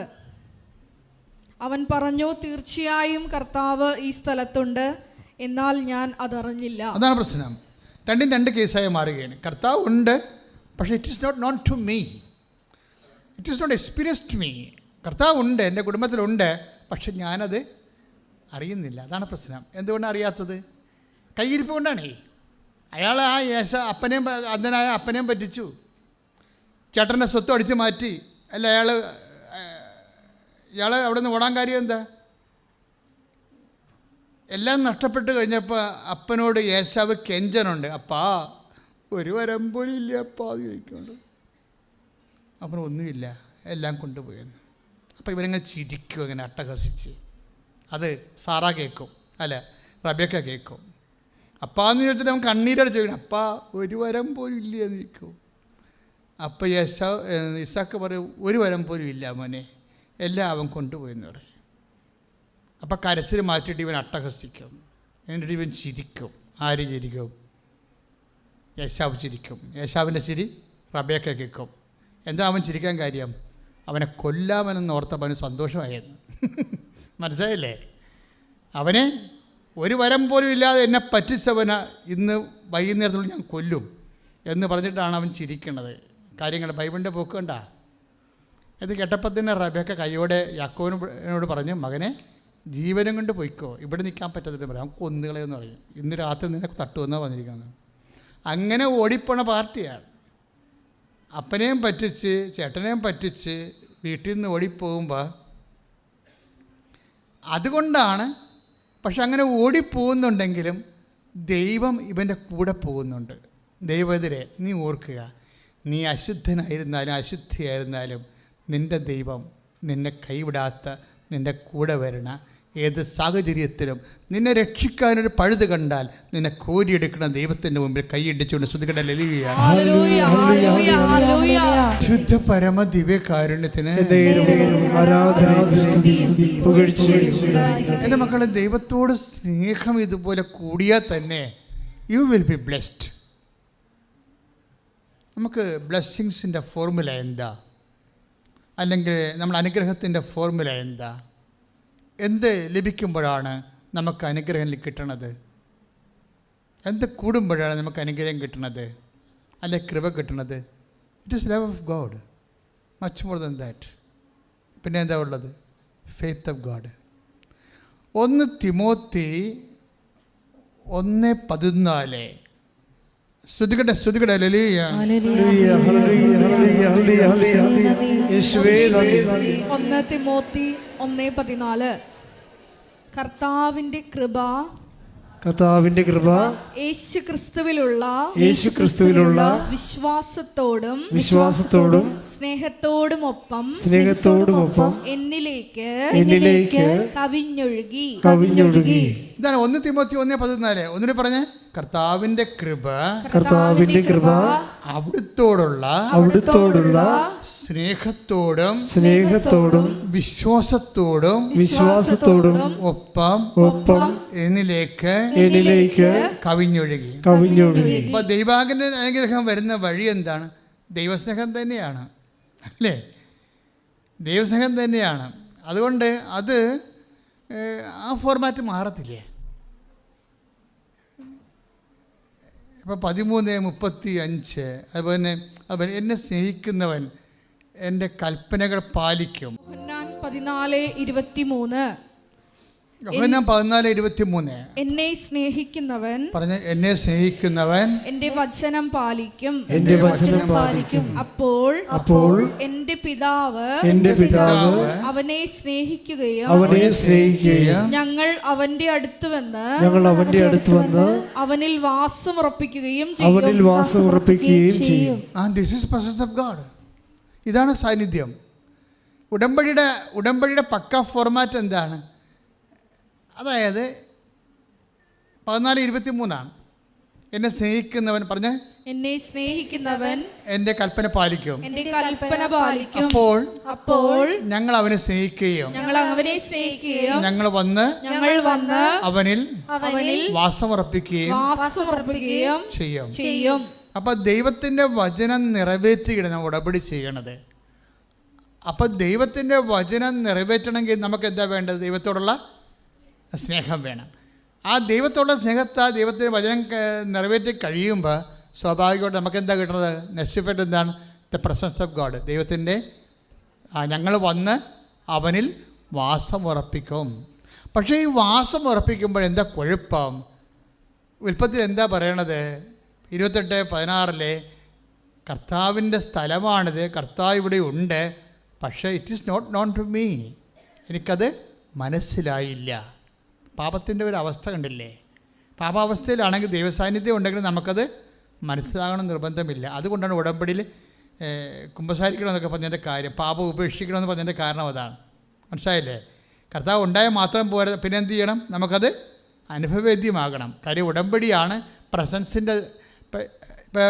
പ്രസൻസിൻ്റെ ഒരു സാക്ഷ്യം ഉണ്ടായില്ലേ, അലീഷയുടെ സാക്ഷ്യം. അലീഷയുടെ പ്രശ്നം എന്താ? അലീഷയ്ക്ക് തലകുത്തി മറിഞ്ഞിട്ട് പോലും അവൾക്ക് വിസ പ്രോസസ്സിങ് നടക്കണില്ല. അപ്പോൾ അപ്പനും അമ്മയും എല്ലാവരും ഉടമ്പടി എടുത്തിട്ടുണ്ട്. ഒരു വീട്ടിൽ ഒരാൾക്ക് ഉടമ്പടി എടുക്കാൻ പറ്റത്തുള്ളൂ. പക്ഷേ ആദ്യം അപ്പനും അമ്മയാണ് എടുത്തെന്ന് തോന്നുന്നത്. അതിനുശേഷം അലീഷ ഒരു പ്രൈവറ്റ് വിഷയം അവളുടേതായിട്ട് മാത്രം ഇപ്പോൾ വന്നപ്പോൾ അവളും കൂടി ഉടമ്പടി എടുത്തിട്ട് ഇവർ ഉടമ്പടി ടൈറ്റായിട്ട് പ്രാർത്ഥനയും അതുപോലെ തന്നെ എല്ലാ കാര്യങ്ങളും സുവിശേഷം അറിയിക്കുന്നുണ്ട്. അതുപോലെ തന്നെ ഭക്ഷണമില്ലാത്ത ഭക്ഷണം കൊടുക്കുന്നു, വസ്ത്രമില്ലാത്ത വസ്ത്രം കൊടുക്കുന്നുണ്ട്. എല്ലാം കൃത്യമായിട്ട് ചെയ്തുകൊണ്ട് പോകുമ്പോൾ അലീഷ ഈശോയോട് അമ്മയോട് പറയും, അമ്മ ഉടമ്പടി അമ്മ തന്നെ പോകണം, സഞ്ചാരി മാതാവാണ്, അമ്മ തന്നെ പോയി എൻ്റെ വിസ സ്റ്റാമ്പ് ചെയ്യണം. അമ്മ സ്റ്റാമ്പ് ചെയ്യുമ്പോൾ എനിക്കിവിടെ കാനഡയിൽ അമ്മ എൻ്റെ വിസ സ്റ്റാമ്പ് ചെയ്യുമ്പോൾ എനിക്കിവിടെ ഇരുന്ന് അറിയണം. അതാണ് പ്രശ്നം. അപ്പോൾ ഉടനെ ഇവളിപ്പോൾ ഒരു 2-3 ദിവസം കഴിഞ്ഞപ്പോൾ ഇവിടെ പെട്ടെന്ന് വിളിച്ച് പറയും, അമ്മയോട് പറയും എൻ്റെ വിസ സ്റ്റാമ്പ് ചെയ്ത്, എൻ്റെ വിസ സ്റ്റാമ്പ് ചെയ്ത്. അപ്പോൾ പറഞ്ഞ് നിനക്കെങ്ങനെ അറിയാം? മുല്ലപ്പൂവിൻ്റെ മണം വന്നെന്ന്. അതാണ് വിഷയം. പറഞ്ഞ മനസ്സിലായില്ലേ? എനിക്ക് അമ്മ എനിക്ക് സൈൻ തന്നിട്ടുണ്ട്, ഇപ്പം എനിക്ക് മുല്ലപ്പൂവിൻ്റെ സ്മെല്ല് വന്നു. അതിൻ്റെ അർത്ഥം എന്താണ്? അമ്മ എൻ്റെ വിസ ഞാൻ പറഞ്ഞ പോലെ സ്റ്റാമ്പ് ചെയ്തിട്ടുണ്ട്. അപ്പോൾ വിത്തിൻ നോ ടൈം ആ സ്റ്റാമ്പ് ചെയ്ത വിസ അവർക്ക് കിട്ടും. ശ്രുതികടെ ഹല്ലേലൂയ. ഇത് ആത്മബന്ധത്തിൻ്റെ ഒരു വലിയ അനിർവചനീയമായ ഒരു അനുഭവ ലോകമാണ്. ബുദ്ധി കൊണ്ട് മാത്രം പദാർത്ഥങ്ങളെ കാര്യങ്ങളെ സമീപിക്കുന്നവർക്ക് ഇതിൻ്റെ ABCD അറിയാൻ പറ്റത്തില്ല. ഈ വിശ്വാസത്തിൻ്റെ സാധ്യത എന്ന് പറയുന്നത് വല്ലാത്ത സാധ്യതയാണ്. അതല്ലേ 1 തിമോത്തി 1:14 എന്താ വായിച്ചത്? കർത്താവിനോടുള്ള സ്നേഹത്തോടും പറഞ്ഞേ, കർത്താവിനോടുള്ള സ്നേഹത്തോടും വിശ്വാസത്തോടും ഒപ്പം ദൈവകൃപ എന്നിലേക്ക് ചൊരിയുന്നു. അപ്പോൾ ദൈവത്തോട് എന്തൊരു ബന്ധമുണ്ടായിട്ടാണ് ഇങ്ങനെ ബാർഗൈൻ ചെയ്യുക? അമ്മ തന്നെ പോകണം, എൻ്റെ വിസ സ്റ്റാമ്പ് ചെയ്യണം, അതെനിക്കിപ്പോൾ അറിയണം, എനിക്കിവിടെ വെച്ച് അറിയണമെന്ന് പറയും. അപ്പം അറിയണമെന്ന് പറയാൻ വേണ്ടി മാത്രം ഇവർ തമ്മിൽ ആത്മബന്ധമുണ്ട്. ദൈവത്തോടൊരു ബന്ധമെന്ന് പറയണത്, നമ്മൾ എന്തിനാണ് രോഗികളെ പോയി കാണുന്നത്? നമ്മൾ എന്തിനാണ് പാവപ്പെട്ടവർക്ക് നമ്മുടെ നല്ല വസ്ത്രങ്ങളൊക്കെ നമ്മൾ പങ്കുവെക്കണത്? എന്തുകൊണ്ടാണ് സഹായിക്കാൻ പറ്റുന്ന മേഖലയെല്ലാം സഹായിക്കണത്? Only one basis. എന്താണ്? ഈ 14:23 യോഹന്നാൻ്റെ സുവിശേഷം. Read it again. ശ്രുതികടെ ഹല്ലേലൂയ.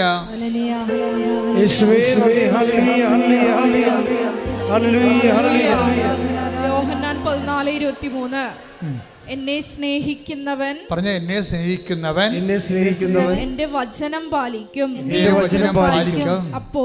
അപ്പോൾ എന്റെ പിതാവ് അവനെ സ്നേഹിക്കുകയും ഞങ്ങൾ അവന്റെ അടുത്ത് വന്ന് അവനിൽ വാസമുറപ്പിക്കുകയും ചെയ്യും. ഇപ്പം ഇങ്ങനെ വരുമ്പോൾ, ഇപ്പോൾ നമ്മൾ ഉടമ്പടി എടുത്ത് ഉടമ്പടിയുടെ സത്യസന്ധത പുലർത്തി ദൈവത്തെ സ്നേഹിച്ചു, ദൈവത്തിന് വേണ്ടി ജീവിച്ചു ഒക്കെ വരുമ്പോൾ ദൈവത്തിൻ്റെ രീതി എന്താ? ദൈവം വിശ്വസ്തനല്ലേ? നമ്മൾ 7:9 വായിച്ചില്ലേ നിയമാവർത്തനം? എത്ര കാലം കഴിഞ്ഞാലും വചനം പാലിക്കുന്നവരോട് ദൈവം വിശ്വസ്തനായിരിക്കും. അപ്പോൾ ഈ ബേബി കുര്യൻ്റെ വിഷയത്തിൽ നമ്മൾ ഡീൽ ചെയ്തുകൊണ്ടിരിക്കണേ. ഇപ്പോൾ ബേബി കുര്യൻ്റെ പ്രോബ്ലം എന്താണ്? 1 കോടി 10 ലക്ഷം രൂപ കടമാണ്. കടക്കാരെ കുരളിക്ക് പിടിച്ചിരിക്കുക.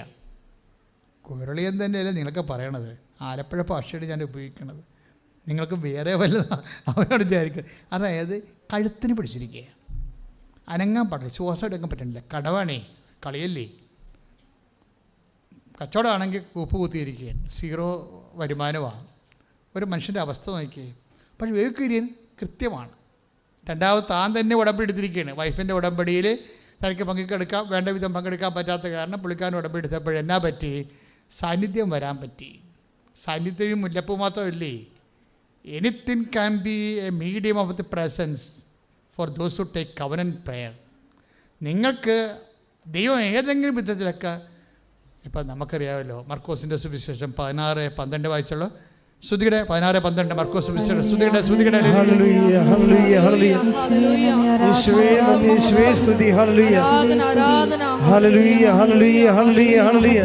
മർക്കോസ് 16:12 ഇതിനുശേഷം അവരിൽ രണ്ടുപേർ ഗ്രാമത്തിലേക്ക് നടന്നു പോകുമ്പോൾ അവൻ വേറൊരു രൂപത്തിൽ അവർക്ക് പ്രത്യക്ഷപ്പെട്ടു. അപ്പൊ അമ്മ മാതാവ് ഇവിടെ പ്രത്യക്ഷപ്പെട്ട ഈ സിൽവർ ഗ്രേയില് അത് വിമല ഹൃദയമാണ് ഇവിടെ വെച്ചിരിക്കുന്നത്. സഭയ്ക്ക് അത് വെക്കാൻ നമുക്ക് ഔദ്യോഗികമായിട്ട് അനുവാദമുള്ളൂ. പക്ഷേ അമ്മ ഇങ്ങനെയല്ല പ്രത്യക്ഷപ്പെട്ടെന്നറിയാം. അമ്മ എന്താണ്? സമയഘടികാരം എന്ന് വെച്ചാൽ 10:08 സൂചി കാണിച്ചാണ് പ്രത്യക്ഷപ്പെടുന്നത്. അതാണ് അവിടെ ഒരു മോഡൽ വെച്ചിരിക്കുന്നത്. അവിടെ പോയി ഒന്നും പ്രാർത്ഥിക്കരുത് കേട്ടോ. അത് പ്രാർത്ഥിക്കുന്നത് സഭയുടെ അനുവാദം വേണം. സഭ അനുവദിച്ച് കഴിയുമ്പോൾ ആൾത്തറയിലേക്ക് അത് മാറ്റും. അതെന്താ സംഭവം എന്ന് വെച്ച് കഴിഞ്ഞാൽ, ഇപ്പം നമുക്ക് അനുവദനീയമായ വണക്കമായിട്ട് വെച്ചിരിക്കുന്ന തിരുസ്വരൂപം വിമല ഹൃദയമാണ്. അപ്പോൾ അതുകൊണ്ട് വേറെ മാറ്റങ്ങളൊന്നുമില്ല. സഭയുടെ ഔദ്യോഗിക അംഗീകാരം മെത്രാനാച്ച ഒന്ന് വ്യഞ്ചരിച്ചതാണ്. അപ്പോൾ അതുകൊണ്ട് എപ്പോഴും ഞാൻ പറഞ്ഞതിൻ്റെ കാരണം ഇപ്പം എന്താ നമ്മൾ വായിച്ചു കേട്ടത്? എന്താ 6:12 മർക്കോസിൻ്റെ സുവിശേഷം അല്ലേ? എന്താണ് ഈ 16:12 മർക്കോസിൻ്റെ സുവിശേഷം എന്താ പറയണത്?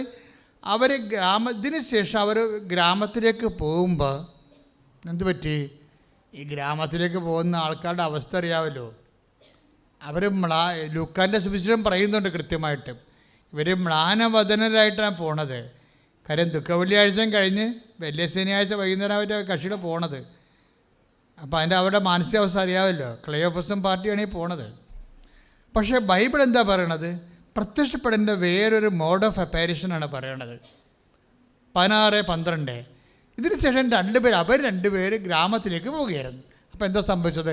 അപ്പോൾ അവൻ വേറൊരു രൂപത്തിൽ. That is my point. ദൈവത്തിൻ്റെ പ്രസൻസ് നിനക്ക് ഏത് രൂപത്തിലും അനുഭവിക്കാൻ പറ്റും. മനസ്സിലായില്ലേ?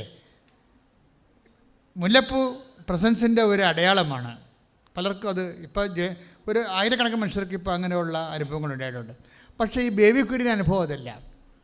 ബേബി കുര്യന് ദൈവാനുഭവം ഉണ്ടാകണത് പുള്ളിക്കാരൻ ഈ ആരാധന കേട്ടുകൊണ്ടിരിക്കും. ഏത് ആരാധന? ഉടമ്പടി എടുത്തല്ലേ പുള്ളി. അപ്പോൾ ഉടമ്പടി ആരാധന ഇങ്ങനെ വെളിപാടിങ്ങനെ വന്നുകൊണ്ടിരിക്കുമല്ലോ. ഞാനീ പഠിച്ച കാര്യങ്ങളല്ലല്ലോ നിങ്ങളോട് പറയണത്.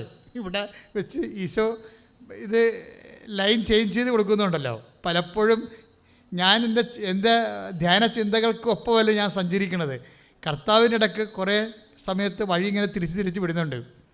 ട്രാഫിക് നല്ല രസമാണ് ഈ ഉടമ്പടി ധ്യാനം. അപ്പോൾ ബേബിക്കുര്യൻ്റെ പ്രശ്നം എന്താണ്? ബേബിക്കുര്യൻ ഒരു ഉടമ്പടി ധ്യാനം കൂടിക്കൊണ്ടിരിക്കുകയാണ്. അപ്പോൾ നമ്മൾ ഉടമ്പടി എടുത്ത ആൾക്കാരെല്ലാവരും ഉടമ്പടി ധ്യാനം മസ്റ്റായിട്ട് കൂടണം. കാര്യം ഉടമ്പടിയെക്കുറിച്ച് അറിയണതും ദൈവം സംസാരിക്കണതെല്ലാം ഈ ആരാധന സമയത്ത്. ഈ ആരാധന പുള്ളിക്കാരൻ കൂടി കൊടുക്കുന്ന സമയത്ത് എൻ്റെ സംസാരത്തിൽ നിന്ന് ഒരു സാക്ഷ്യം ഞാൻ വിചാരണ ചെയ്യണത് അദ്ദേഹം കേട്ട് അദ്ദേഹത്തിന് അതൊരു മറ്റൊരു രൂപത്തിൽ ദൈവത്തിൻ്റെ വെളിപാടായി മാറി. എന്താണ്? ഒരു മകളോട് അവൾ അച്ഛനെ കാണാൻ വന്നപ്പോൾ ഞാൻ അവളോട് പറഞ്ഞു, നീ റീ എക്സാം ചെയ്യേണ്ട, റീവാലുവേഷന് കൊടുക്കാൻ പറഞ്ഞു. അതാണ് വിഷയം. അവൾ റീ എക്സാം തോറ്റു വന്നിരിക്കുകയാണ്. തോറ്റു വന്നപ്പോഴും അവൾക്ക് റീവാലുവേഷൻ കൊടുത്ത ഒരു സ്കോപ്പില്ല, അവർക്കറിയാം. അതുകൊണ്ട് രണ്ടാമത്തെ എക്സാമിന് വേണ്ടി പ്രാർത്ഥിക്കാൻ വേണ്ടി വന്നപ്പോൾ അവളുടെ കാലത്ത് കൈവച്ച് കഴിഞ്ഞപ്പോൾ കർത്താവ് നിൽക്കുന്നൊരു നോട്ടാണ് റീവാലുവേറ്റിന് കൊടുക്കാൻ പറഞ്ഞു. അച്ഛാ അത് പരീക്ഷ എഴുതണ്ട, റീവാലുവേഷൻ കൊടുക്കാൻ പറഞ്ഞു. അപ്പോൾ റീവാലുവേഷൻ കൊടുത്തപ്പോൾ അവർ 20 മാർക്ക് കിട്ടി കൂടുതൽ. അപ്പോൾ അവൾ കവറായി, എക്സാം എഴുതാതെ കഴിഞ്ഞു. ആ സാക്ഷ്യമാണ് ഞാൻ പറഞ്ഞുകൊണ്ടിരിക്കുന്നത്. പക്ഷേ ബേബി കുര്യന് ഇത് ഈ IELTS എഴുതിയ കാര്യമാണ് ഞാൻ പറഞ്ഞെങ്കിലും പുള്ളിക്കാരന് ആ ഒരു മീഡിയത്തിലൂടെ കർത്താവ് വേറെ ഒരു മെസ്സേജ് കൊടുത്ത് വേറൊരു രൂപത്തിൽ പ്രത്യക്ഷപ്പെടുമെന്ന് പറയത്തില്ലേ, അതുപോലെ എന്താ പറഞ്ഞിരിക്കുന്നത്? റീവാലുവേഷൻ കഴിഞ്ഞ പരീക്ഷയുടെ വീണ്ടും ഒരു പരീക്ഷ അതിലേക്ക് പോകുന്നതിന് പകരം പഴയ പരീക്ഷ തന്നെ റീവാലുവേറ്റ് ചെയ്യുക. അപ്പോൾ ബേബിക്കുര്യന് അതിനകത്ത് കിട്ടുന്ന മെസ്സേജ് എന്താണ്? പണ്ട് സ്ഥലം കാണാൻ വന്ന കക്ഷിയില്ലേ, വേണ്ടെന്ന് പറഞ്ഞു പോയവരാ, അവരൊന്ന് വിളിക്കാൻ നോക്കി. അതാണ് വേറൊരു രൂപം. ദൈവം ശ്രദ്ധയോടുകൂടി വേണം ദൈവത്തിനൂടെ സഞ്ചരിക്കാൻ. എങ്ങനെയും നിന്നെ ഹെൽപ്പ് ചെയ്യും. നീ അറിയണം. നീ ഇങ്ങനെ ചുമ്മാ ഒരു ഇൻഫർമേഷന് പോകേണ്ടി ഇതൊക്കെ കാണുമ്പോഴാണ് പ്രശ്നം വേണ്ടത്. ദൈവത്തിൻ്റെ സാന്നിധ്യത്തെക്കുറിച്ച് നിനക്ക് കൃത്യമായൊരു സീരിയസ് ആയിട്ടുള്ള ഒരു ബോധത്തിൽ ബേബിക്കുര്യൻ പറഞ്ഞാൽ റീവാലുവേഷന് കൊടുത്തു. അതുപോലെ തന്നെ എൻ്റെ സ്ഥലം നോക്കാൻ പറഞ്ഞു വേണ്ടെന്ന് പറഞ്ഞൊരു കക്ഷിയുണ്ടല്ലോ, 10 പേരാ മറ്റോ വന്ന് പോയതാണല്ലോ, ഒരാളെ വിളിച്ച് നോക്കുക. അയാൾ വേണ്ടെന്നാണ് പറഞ്ഞത്. എന്നാലും ഒന്ന് റീവാലുവേഷൻ ഇപ്പം അച്ഛൻ പറഞ്ഞല്ല. അപ്പോൾ ഈശോ അയാൾക്ക് കൊടുത്ത വേറൊരു രൂപമാണ്, ദൈവസന്ദേശത്തിൻ്റെ വേറൊരു രൂപം. അയാൾ വേണ്ടെന്നും പറഞ്ഞ് പോയ കക്ഷിയെ വീണ്ടും ഇയാളെ കറക്കി മൊബൈലിൽ വിളിക്കും. അപ്പോൾ അയാൾ ചോദിക്കും എന്താ വിളിച്ചതെന്ന് ചോദിക്കും. അപ്പോൾ പറഞ്ഞ് സ്ഥലത്തിൻ്റെ കാര്യം പറയാൻ. ഓ വിറ്റില്ലേ? അത് വിറ്റില്ലേ ചേട്ടാ, ഞാൻ കടത്തിലാണെന്ന് പറഞ്ഞു. വലിയൊരു സ്ഥലം എടുക്കാൻ പോണവർ നമ്മൾ കടത്തിലാണെന്ന് പറയുക. പിന്നെ ആരും ഇട്ടുപിടിക്കുകയല്ലേ ഉള്ളു. എന്താ ഇപ്പോഴത്തെ പ്രോബ്ലം എന്താണെന്ന് ചോദിച്ചു. ചേട്ടാ ഒരു 10 ലക്ഷം രൂപ കിട്ടിയാൽ നിൽക്കാൻ പറ്റുമെന്ന് പറയും. അപ്പോൾ അയാളെടുത്ത് വായിക്കാൻ പറയും, കുഴപ്പമില്ല 2 ദിവസം കഴിയുമ്പോൾ എന്നെ വിളിക്കാൻ പറയും. അപ്പോൾ 2 ദിവസം കഴിയുമ്പോൾ വൈഫും എടുത്തുകൊണ്ട് ഡബിൾ ഉടമ്പടി നിൽക്കുകയല്ലേ. വൈഫിനോട് പറയാം, വൈഫും ഇയാളും വേറെ മാർഗ്ഗമില്ലല്ലോ, ഈ കാശുരം ഞെക്കിപ്പിടിച്ച് വിശ്വാസപ്രമാണം ചൊല്ലി കർത്താവിൻ്റെ കയ്യേത് പിടിക്കണ പോലെ അല്ല കാശുരത്തിൽ പിടിക്കുന്ന ആൾക്കാർ. അതൊരു വിശ്വാസപ്രമാണമല്ല ആക്ടിവിറ്റി ചെയ്യണത്. നമ്മളെന്താ പറയണത്? ഏകദൈവത്തിൽ ഞാൻ വിശ്വസിക്കുന്നതല്ലേ പറയണേ അല്ലേ? അതിനകത്ത് ഓരോ വാക്കിനും ഭയങ്കര ഇടിവിട്ട് വിലയണേ. അത് പറഞ്ഞപ്പോൾ ഈ 2 ദിവസം കഴിഞ്ഞപ്പോൾ ഈ മനുഷ്യൻ വീട്ടിൽ വന്ന് ഇയാളുടെ വീട്ടിൽ വന്നിട്ട് ഇവിടെ കടം മുഴുവനും അങ്ങോട്ട് ഇളച്ച് കാശ് കൊടുക്കും. Price the Lord. ഹല്ലേലൂയ ഹല്ലേലൂയ ഹല്ലേലൂയ. ഇത് അതായത് അയാൾ പറഞ്ഞ സാക്ഷിക്കാൻ നമ്മൾ ഞെട്ടിപ്പോവും. ഒരു മെസ്സേജ് വന്ന വഴി കണ്ടില്ലേ നിങ്ങൾ? ദ പ്രസൻസ് ഓഫ് ഗോഡ്, ദൈവത്തിൻ്റെ സാന്നിധ്യം. ILTSൻ്റെ സാക്ഷ്യം കേട്ടതാണ് വിഷയമേ. അത് വേറൊരു രൂപത്തിൽ ആ മനുഷ്യൻ രക്ഷപ്പെടാനുള്ള മാർഗമായിട്ട് പരിശുദ്ധാത്മാവ് റീമോൾഡ് ചെയ്ത് റൂട്ട് ചെയ്ത് കൊടുക്കുകയാണ്. ദൈവത്തെ നിങ്ങളെ എങ്ങനെയും നയിക്കാൻ പറ്റും. ഇപ്പം ബേബി എന്താ ഇത് ആദ്യം ചെയ്യാൻ വരുന്നേ, ചെയ്യത്തില്ല. കാര്യം ഇയാൾ വൈഫിനെ കൊണ്ട് ഉടമ്പടി എടുപ്പിച്ചിട്ട് പുള്ളി പഴയ കലാപരിപാടിയാണ് നടക്കുകയില്ല ഞാൻ. അപ്പോൾ അതുകൊണ്ട് ദൈവ സാന്നിധ്യം ഉണ്ട്, പക്ഷേ അനുഭവിക്കാൻ പറ്റണില്ല. പക്ഷേ ഇയാൾ സത്യസന്ധമായിട്ട് ദൈവത്തോട് മുട്ടിക്കഴിഞ്ഞപ്പോൾ ദൈവം ആരാണെന്ന് മനസ്സിലാക്കാൻ തുടങ്ങി. റീവാലുവേഷൻ ഒരു മെസ്സേജാണ്. അത് എടുത്തിട്ട് അദ്ദേഹത്തിന് കിട്ടിയ മെസ്സേജ് എന്താണ്? വേണ്ടെന്ന് പറഞ്ഞു പോയ ആൾക്കാരെ തിരിച്ച് വിളിക്കുക. ആ വിളിച്ചാൾ കറക്റ്റായിരുന്നു. അയാൾ വന്നിട്ട് സ്ഥലം എടുത്ത് എഗ്രിമെൻ്റ് ആയി കഴിഞ്ഞപ്പോൾ തന്നെ അയാളുടെ കടങ്ങൾക്കെല്ലാം നിവൃത്തിയാകുന്ന രീതി കാശ് കൊടുത്തു. ഇനി പ്രമാണം ചെയ്താൽ മാത്രം മതി. അപ്പോൾ പ്രമാണത്തിന് തന്നെ കടം തീർന്നിരിക്കണം. ഇപ്പോൾ ഇത്രയും സ്പീഡായിട്ടാണ് ഇത് വർക്ക് ചെയ്യണത്. അപ്പോൾ എൻ്റെ മക്കളിത് കേൾക്കുമ്പോൾ കുറച്ചുകൂടി സീരിയസ് ആകാനും സിൻസിയറാകാനും പ്രാർത്ഥികർത്താവ് കർത്താവായ ദൈവമേ, ഉടമ്പടിയോട് കൂടുതൽ ഗൗരവത്തോടുകൂടിയും ആത്മാർത്ഥതയോടെയും ഉടമ്പടിയെ സമീപിക്കാൻ എന്നെ ആശീർവദിക്കണം. ശ്രുതികട ഹല്ലേലൂയ. പരമദിവ്യകാരുണ്യത്തിന്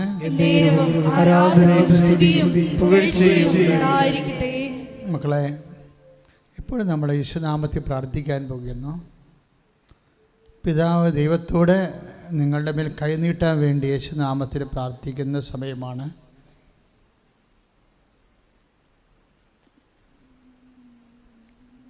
രോഗമുള്ളിടത്ത് ഈശോയുടെ നാമത്തിൽ കൈകൾ വെച്ച് രോഗത്തെ സൗഖ്യത്തിനായി സമർപ്പിക്കേണ്ടതാണ്. ഇപ്പോഴും ഈശോ കാണിക്കുന്നത് കൈകളുടെ വിരലുകളുടെയൊക്കെ ഇടയിൽ, തുടയുടെ ഇടയിലൊക്കെ ഇങ്ങനെ ശരീരം അഴുകുന്ന വ്യക്തിയെ കർത്താവ് കാണിക്കുന്നുണ്ട്. വ്യക്തികളെ കർത്താവ് സുഖപ്പെടുത്തുന്ന സൂചനയാണ് നമുക്ക് ലഭിക്കുന്നത്. നെറ്റിയിൽ പാണ്ടുള്ളവർ, നെറ്റിയിൽ പാണ്ടാണ് ആദ്യം തുടങ്ങിയത്. മുഴിയുടെ അടിയിൽ വെളുത്ത കളറ്, പിന്നെ നെറ്റിയായിട്ട് പടർന്ന്, പിന്നെ ചിലർക്ക് ചുണ്ടിൽ പാണ്ട്. അവരെല്ലാവരെയും ഇപ്പോഴും ഓൺലൈനിലുള്ളവരും ആ പാണ്ട് സ്ഥലങ്ങളെല്ലാം കൈവച്ചുകൊണ്ട് യേശുനാമത്തിൽ കർത്താവിൻ്റെ രക്തം തളിക്കപ്പെടാൻ വേണ്ടി സ്തുതിക്കട്ടെ. നിന്റെ ഉന്നതമായ നാമത്തിൽ പ്രാർത്ഥിക്കുന്ന വിസർപ്പ രോഗികള്, ത്വക്ക് രോഗികള്, അപ്പാ പിതാവേ, നിന്റെ പുത്രനായ യേശുക്രിസ്തു നാമത്തിൽ ഞങ്ങൾ പ്രാർത്ഥിക്കുന്ന നിന്റെ കൈകൾ അവിടെ മേൽ നീട്ടിക്കൊണ്ട് അവരെ സൗഖ്യപ്പെടുത്തണമേ. ശ്രദ്ധിക്കട്ടെ. വിസർപ്പ രോഗമുള്ളവരെ, വേരിക്കോസിൻ്റെ അസുഖമുള്ളവരെ, വാതരോഗികളെ, മസിൽ ചുരുങ്ങുന്നവരെ, മസിൽ ബലക്ഷയമായിട്ടിരിക്കുന്നവരെ, എപ്പോഴും ഒരു തരം വിഷപ്പൊട്ടിൻ്റെ അലർജികളുണ്ടാകുന്നവർ, പൊറുക്കാത്ത വ്രണമുള്ളവർ, കാല് വിണ്ടുകീറുന്നവർ, പലതരത്തിലുള്ള ഇരിച്ചിലും പുകച്ചിലും അനുഭവിക്കുന്നവർ, അവിടെ മേലെല്ലാം കർത്താവിൻ്റെ രക്തം തളിക്കപ്പെടാൻ വേണ്ടി സ്തുതിക്കട്ടെ. നിന്റെ ഉന്നതമായ നാമത്തിന് സ്തോത്രം ചെയ്യുന്ന കർത്താവേ, അപ്പാ പിതാവേ, അങ്ങേപ്പോൾ തന്നെ യേശുക്രിസ്തു നാമത്തിൽ ഞങ്ങൾ പ്രാർത്ഥിക്കുന്ന അവിടുത്തെ അവകാശമോഹര്യമായ തിരുസഭയിലെ വേദനപ്പെടുന്നവരും കർത്താവിനെ നിന്റെ നാമത്തെ വിളിച്ച് അപേക്ഷിക്കുന്ന എല്ലാത്തരം മക്കളുടെ മേലും ദൈവത്തിൻ്റെ കാരുണ്യം ചൊരിയട്ടെ. യേശുക്രിസ്തു നാമത്തിൽ സൗഖ്യം പ്രാപിക്കട്ടെ. ശുദ്ധ പരമ ദിവ്യകാരുണ്യത്തിന്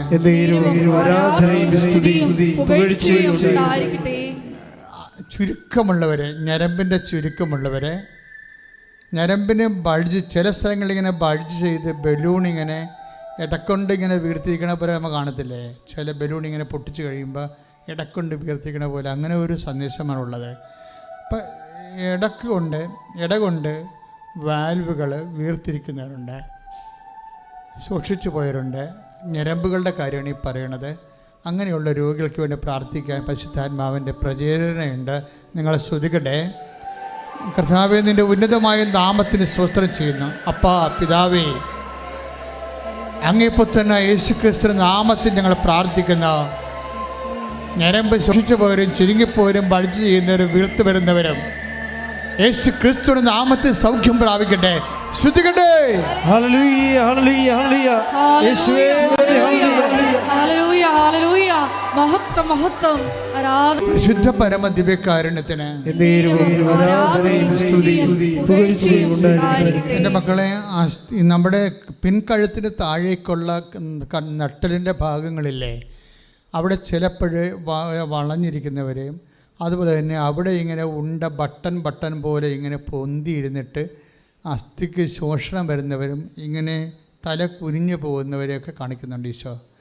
അവരെല്ലാം നടുവെല്ലിനെ മുഴുവൻ ബോട്ടം മുതൽ അതിന് മുകളിൽ ടോപ്പ് മുതൽ ബോട്ടം വരെ നടുവെല്ലിനെ ഒഴിഞ്ഞുകൊണ്ട് ഈശോയുടെ വലത് കരത്താൽ സ്പർശിക്കുന്നതിന് വേണ്ടി പ്രാർത്ഥിച്ചുകൊണ്ട് കർത്താവേ, അത്ഭുതം പ്രവർത്തിക്കണമേ. അപ്പാ പിതാവേ, അങ്ങേ പുത്രനായ യേശുക്രിസ്തു നാമത്തിലെ നടുവെല്ലിനെ സ്പൈനൽ കോഡിനെ യേശു നാമത്തിൽ സൗഖ്യമാകട്ടെ.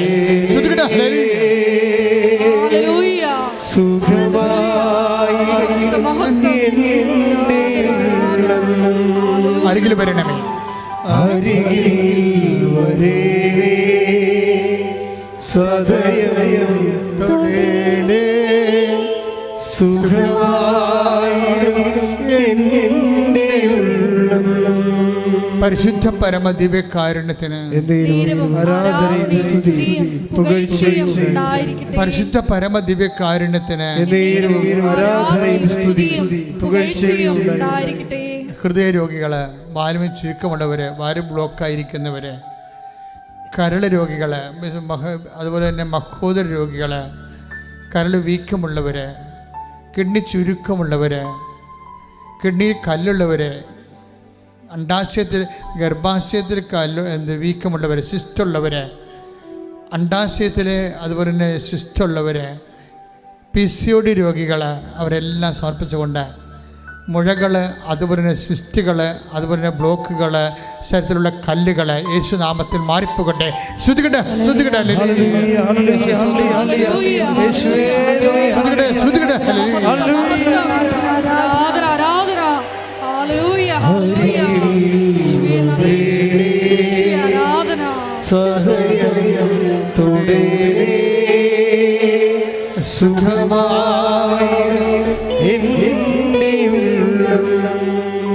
അരികിൽ വരേണേ, സദയം തൊടേണേ, സുഖമായിടും എൻ്റെ ഉള്ളം. പരിശുദ്ധ പരമ ദിവ്യകാരുണ്യത്തിന് ആരാധനയും സ്തുതിയും പുകഴ്ചയും ഉണ്ടായിരിക്കട്ടെ. മക്കളെ, കൈ പൊക്കാനും പറ്റാത്തവര്, നടക്കാൻ പറ്റാത്തവര്, നടക്കുമ്പോൾ തെന്നുന്നവർ, പൊതുസമൂഹത്തിൽ വന്നാൽ പേടിച്ച് പതച്ചാടി എപ്പിലെപ്സിയെപ്പോലെ, ജന്യരോഗം പോലെ, അപസ്മാരം പോലെ പിടച്ചു തല്ലി വീഴുന്നവർ, അങ്ങനെ ന്യൂറോട്ടിക്കായിട്ട് എല്ലാ മക്കളുടെ പേരും കർത്താവിൻ്റെ രക്തം നിറയട്ടെ.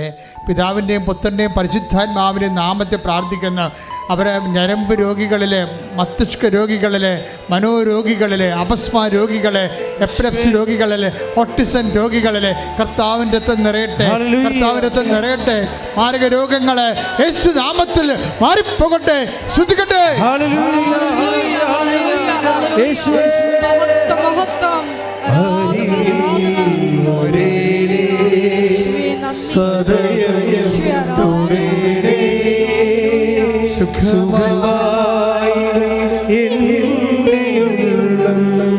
അരികിൽ വരണേ, അരികിൽ വരേണേ, സദയം തൊടേണേ, സുഖമായിടും എൻ്റെ ഉള്ളം പരിശുദ്ധ പരമദിവ്യകാരുണ്യത്തിന് ആരാധനയും സ്തുതിയും പുകഴ്ചയും ഉണ്ടായിരിക്കട്ടെ.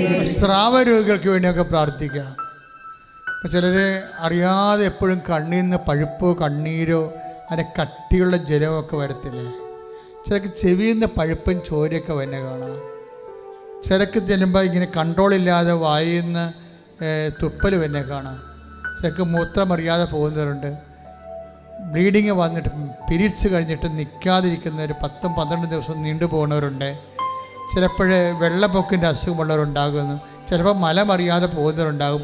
അവരെല്ലാം സ്പർശിക്കാൻ വേണ്ടി സ്തുതിക്കട്ടെ. കർത്താവേ, നിൻ്റെ ഉന്നതമായ നാമത്തിന് സ്തോത്രം ചെയ്യുന്ന കർത്താവേ, കർത്താവേ, നിൻ്റെ വിശുദ്ധ പൗരോഹിത്യത്തെ മഹത്വപ്പെടുത്തണമേ. 36 വർഷം ഞാൻ അർപ്പിച്ച കൃപായുടെ യോഗ്യതയാൽ കൃപാസമൽത്താറെ ജീവനോടെ പ്രത്യക്ഷപ്പെട്ട മാതാവിൻ്റെ മാധ്യസ്ഥത്തിലെ മാരക രോഗങ്ങൾ, സ്രാവരോഗങ്ങൾ യേശുനാമത്തിൽ ഈ നിമിഷം മാറിപ്പോകട്ടെ. ശ്രുതിക്കട്ടെ. ഹല്ലേലൂയ, ഹല്ലേലൂയ, ഹല്ലേലൂയ. യേശുവേ നന്ദി. ഹല്ലേലൂയ. മഹത്വം സദയം തുടരേ സുഖമായി എൻ്റെ ഉള്ളം. പരിശുദ്ധ പരമദിവ്യകാരുണ്യത്തിന് ആരാധനയും സ്തുതിയും പുകഴ്ചയും ഉണ്ടായിരിക്കട്ടെ. അസ്ഥികളെ സമർപ്പിച്ച് പ്രാർത്ഥിക്കാം. അസ്ഥി ഒടിഞ്ഞവരെ, അസ്ഥി കൂടാത്തവരെ, അസ്ഥി ഒടിഞ്ഞതിൻ്റെ പേര്, അപകടത്തിൽപ്പെട്ട് ഒടിഞ്ഞതിൻ്റെ പേരിൽ ബലക്ഷയം അനുഭവിക്കുന്നവരെ, അകത്ത് കമ്പിയിട്ടിരിക്കുന്നവരെ, അസ്ഥി ഉരുക്കമുള്ള രോഗികൾ, അസ്ഥിക്ഷയമുള്ള രോഗികൾ, പല്ലും എല്ലുമൊക്കെ ഒടിഞ്ഞു പോകുന്ന തരത്തിലുള്ള രോഗികൾ, അങ്ങനെയുള്ള ഓരോ രോഗികളുടെ മേലും കർത്താവിൻ്റെ രക്തം തളിക്കപ്പെടാൻ വേണ്ടി സ്തുതിക്കട്ടെ. കർത്താവേ, നിന്റെ വിശുദ്ധമായ രക്തം അസ്ഥികളിൽ തളിക്കണമെന്ന് പ്രാർത്ഥിക്കുന്നു. എസെക്കിയേൽ 37 പ്രാർത്ഥിക്കുന്നു. യേശുവിൻ്റെ രക്തത്തിലെ അസ്ഥികൾ പുതുതാകുകയും ശക്തിപ്പെടുകയും ചെയ്യട്ടെ. I command you in the name of Jesus Christ to be healed. Hallelujah, ഹല്ലേലൂയ, ഹല്ലേലൂയ. മഹത്വം, മഹത്വം. ആരാധന, സദയം തുടരേ ആരാധന. സുഖമായി എൻ്റെ ഉള്ളം. പരിശുദ്ധ പരമദിവ്യകാരുണ്യത്തിന് ആരാധനയും സ്തുതിയും പുകഴ്ചയും ഉണ്ടായിരിക്കട്ടെ. മുട്ട നിൽക്കുക. ഇപ്പോൾ നമ്മൾ ജോലിയില്ലാത്തവർക്ക് വേണ്ടി പ്രാർത്ഥിക്കുന്ന സമയമാണ്. സാമ്പത്തിക ബാധ്യതയുള്ളവരെ, വിസ പ്രോസസ്സിങ്ങിൽ ബ്ലോക്കായി പോയവരെ, യൂണിവേഴ്സിറ്റി എമൗണ്ട് എല്ലാം സെൻഡ് ചെയ്തു, പക്ഷെ നമുക്ക് വിസ അടിച്ചു വരണില്ല, റിജക്റ്റ് ചെയ്തുകൊണ്ടിരിക്കുന്നു പല പല കാരണങ്ങളാൽ. ഇതൊരു അഡ്മിഷൻ ആകാത്തവരുണ്ട്. വിദ്യാഭ്യാസ മേഖലകളിൽ ഉപരി വിദ്യാഭ്യാസത്തിനും വിദേശ വിദ്യാഭ്യാസത്തിനുമൊക്കെ അഡ്മിഷൻ ആകാത്തവരെ, ജോലിക്ക് വേണ്ടി വിദേശത്ത് ജോലിക്ക് വേണ്ടി പാസ്പോർട്ടിനും കുഞ്ഞുങ്ങൾക്ക് പാസ്പോർട്ട് കിട്ടാത്തവരുണ്ട്. കുഞ്ഞുങ്ങൾ ഇവിടെ പോയതിൻ്റെ പേരിൽ വളരെ ടെക്നിക്കലായിട്ടുള്ള ഒത്തിരിയേറെ പ്രയാസങ്ങളിൽ മനുഷ്യരെ ജീവിതം മുഴുവനും അതിനുവേണ്ടി ഒഴിഞ്ഞു വെക്കേണ്ടി വരുന്നവർ, കുഞ്ഞിനെ കൊണ്ടുവരാൻ ഇങ്ങോട്ട് അപ്പനെയും അമ്മയ്ക്കും വരാൻ പറ്റണില്ല, അങ്ങോട്ട് കൊണ്ടേ കൊടുക്കണം, അതിന് വിസ കിട്ടണില്ല. ഇങ്ങനെയൊക്കെ വല്ലാത്ത പുതിയ കാലത്തെ പുതിയ ജീവിതത്തിലെ പുതിയ പ്രയാസങ്ങളുമായിട്ട് മനുഷ്യരെ വിഷമിക്കുകയാണ്. പലതരത്തിലെ പല ഡേറ്റുകളും ഡീബാറാകാൻ പോകുന്നു. ചില റാങ്ക് ലിസ്റ്റുകൾ ക്യാൻസലാകാൻ പോകുന്നു. അവസാനത്തെ കാത്തിരിപ്പും അസ്തമിച്ചു പോകുന്ന അവസ്ഥകൾ. ചിലപ്പോൾ ഭാഗുടമ്പോൾ ചിലർക്ക് നടക്കണില്ല. ചിലർ മനഃപൂർവ്വം ഒപ്പിട്ട് കൊടുക്കത്തില്ല, നമ്മളെ ഗതി പിടിക്കുമെന്ന് ഓർത്തുകൊണ്ട് മനഃപൂർവ്വം വട്ടം ചവിട്ടി നിൽക്കുന്നവരുണ്ട്.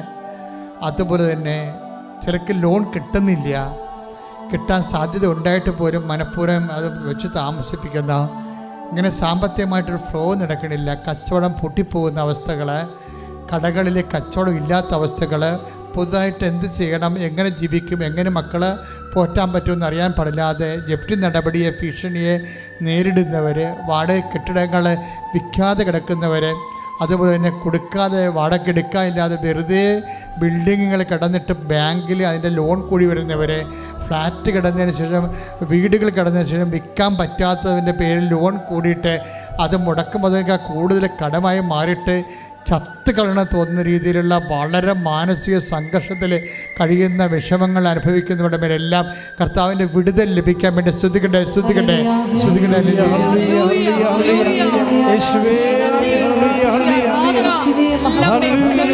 നിന്റെ ഉന്നതമായ നാമത്തിൽ 36 കൊല്ലം അർപ്പിച്ച കൃപയുടെ യോഗ്യതയാൽ കൃപാസ്ഥാനം ജീവനോടെ പ്രത്യക്ഷപ്പെട്ട മാതാവിന്റെ മധ്യസ്ഥത്തിലെ എല്ലാവിധ തടസ്സങ്ങളും യേശുനാമത്തിൽ നീങ്ങിപ്പോകട്ടെ എന്ന് പ്രാർത്ഥിക്കുന്ന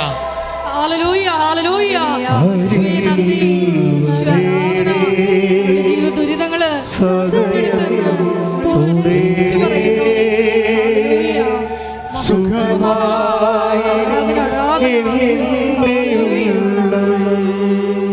പരിശുദ്ധ പരമ ദിവ്യകാരുണ്യത്തിന് ഡൈവേഴ്സ് നടക്കാൻ വേണ്ടി പ്രാർത്ഥിക്കുന്നവരുണ്ട്. ഡൈവേഴ്സ് നടക്കല്ലേ എന്ന് പറഞ്ഞ് പ്രാർത്ഥിക്കുന്നവരുണ്ട്. എല്ലാവരുടേതും വേദന തന്നെയാണ്. എല്ലാ മേഖലകളിലും കേസ്, കോടതി കേസ് ആയിരിക്കുന്നവരെ, വിചാരണ കേസ് തുടങ്ങിയിരിക്കുന്നവരെ, ജഡ്ജ്മെൻറ്റ് വരാൻ പോകുന്നവരെ, എന്തൊരു ജഡ്ജ്മെൻ്റ് ആയിരിക്കും എന്നറിയാൻ പാടില്ലാതെ വേദനിക്കുന്നവരെ, അതുപോലെ അങ്ങനെയുള്ള എല്ലാവരെയും സമർപ്പിച്ചുകൊണ്ട് പ്രാർത്ഥിക്കണം. സ്ഥലം വിൽക്കാത്തവർ, അതുപോലെ തന്നെ കൊടുത്ത പണം തിരികെ ലഭിക്കാതെ വലിയ കടത്തിൽ ജീവിക്കുന്നവർ, കള്ളക്കേസിൽ അകപ്പെട്ടിരിക്കുന്നവർ, അവരുടെ മേലെല്ലാം കർത്താവിൻ്റെ കൃപയും കാരുണ്യം ചെയ്യാൻ വേണ്ടി അമ്മയുടെ മധ്യസ്ഥതയിൽ പ്രാർത്ഥിക്കുന്നു. ശ്രുതിക്കട്ടെ.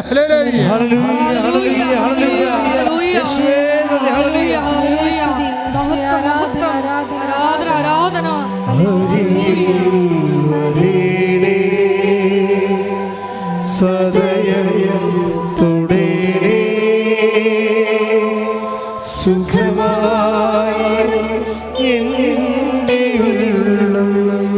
ചിലർക്കെല്ലാം ഭയങ്കര കൺഫ്യൂഷനാണ്. വയസ്സ് 10, 36, 34, 30 കല്യാണം കഴിക്കണോ, അത് ജോലി കിട്ടിയിട്ട് മതിയോ, ഇങ്ങനെ ജോലി കിട്ടട്ടെ എന്നൊക്കെ പറഞ്ഞിങ്ങനെ കല്യാണം നീട്ടിക്കൊണ്ടുപോയി അങ്ങനെ അവസാനം ജോലിയുമില്ല കല്യാണമില്ലാതെ മനുഷ്യമിക്കുന്ന ആണുങ്ങളും പെണ്ണുങ്ങളുമുണ്ട്. അവരെല്ലാം കർത്താവേ, ഞാൻ ഈ വർഷങ്ങളെല്ലാം നടത്തിയിട്ടുള്ള ആരാധനകളുടെയും സർവോപരി അൾത്താറയിൽ പ്രത്യക്ഷപ്പെട്ട അമ്മയുടെ മാധ്യസ്ഥത്തിൽ ഞാൻ അവരുടെ ഇരുൾ മൂടിയ ഇനി ഒരടി എങ്ങനെ മുന്നോട്ട് പോകുന്ന അറിയാൻ പാടില്ലാത്ത തടസ്സപ്പെട്ടിരിക്കുന്ന അവരുടെ ജീവിത ഭാരങ്ങളെ, തടസ്സങ്ങളെ യേശുവിൻ്റെ നാമത്തിൽ മാറിപ്പോകാൻ വേണ്ടി ഈശോയുടെ നാമത്തിൽ വിടുതൽ ലഭിക്കുന്നതിന് വേണ്ടി പ്രാർത്ഥിക്കുന്നു.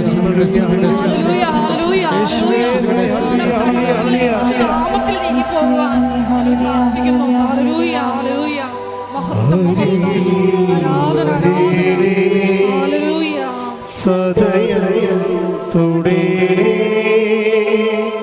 സുഖമായി എൻ്റെ ഉള്ളം.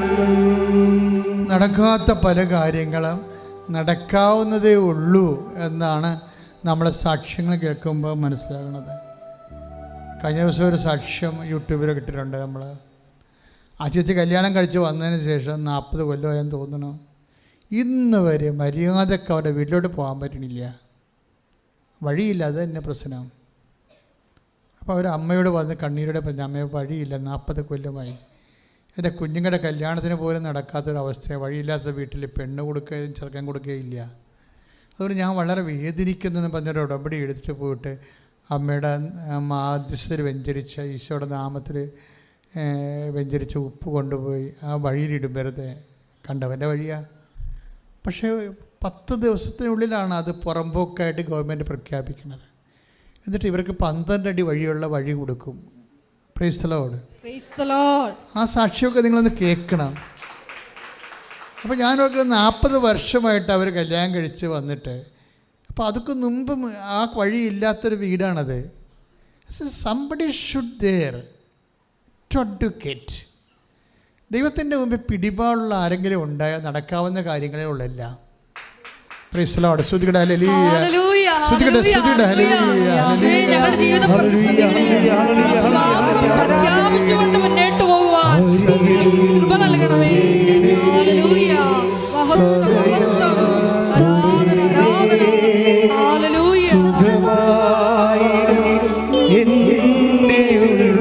അരികിൽ വരണമേ. സദയം തുടരേ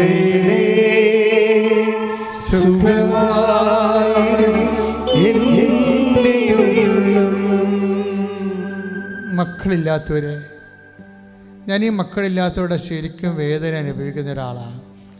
അതെന്ന് വെച്ച് കഴിഞ്ഞാൽ നമുക്ക് നിങ്ങൾക്ക് മക്കളുള്ളവർക്ക് അതിൻ്റെ വേദന മനസ്സിലാവത്തില്ല.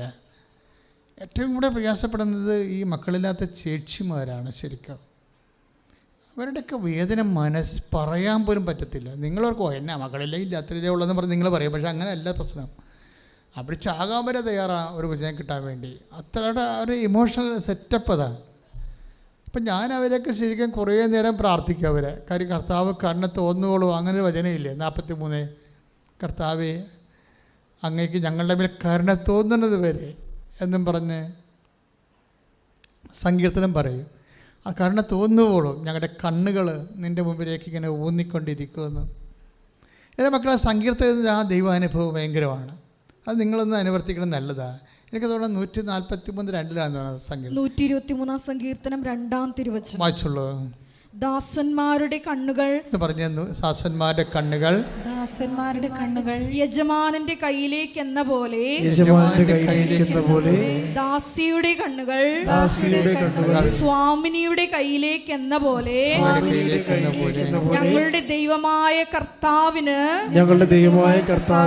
ഞങ്ങളോട് കരുണ തോന്നുവോളം ഞങ്ങളുടെ കണ്ണുകൾ അങ്ങേ നോക്കി പാർത്തിരിക്കുന്നു.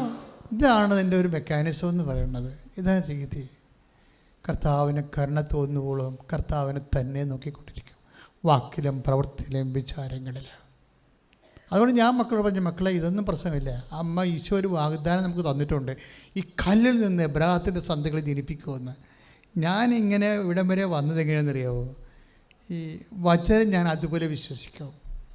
ഞാൻ അതിൻ്റെ അലങ്കാരപ്പണിയായിട്ട് കാണിക്കത്തില്ല. അങ്ങനെ അത് സിംബോളിക്കാണ്. അത് textual criticism, form criticism, hermeneutics എന്നൊക്കെ പറഞ്ഞ് സെമിനാരി കുറേ സാങ്കേതിക വ്യാഖ്യാനം, ഈ സാധനം ഒന്നും ഞാൻ അപ്ലൈ ചെയ്യത്തില്ല.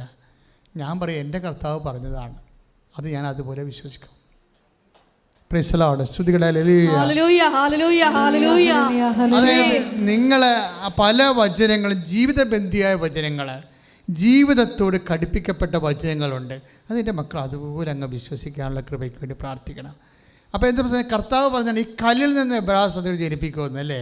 3:9. ശ്രുതികടെ യോഹന്നാന്റെ സുവിശേഷം അല്ലേ? മത്തായി 3:9 വായിച്ച ശ്രുതികടെ.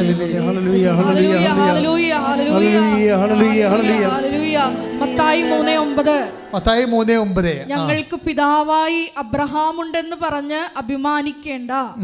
ഈ കല്ലുകളിൽ നിന്ന് അബ്രാഹത്തിന് സന്താനങ്ങളെ പുറപ്പെടുവിക്കുവാൻ ദൈവത്തിന് കഴിയുമെന്ന് ഞാൻ നിങ്ങളോട് പറയുന്നു.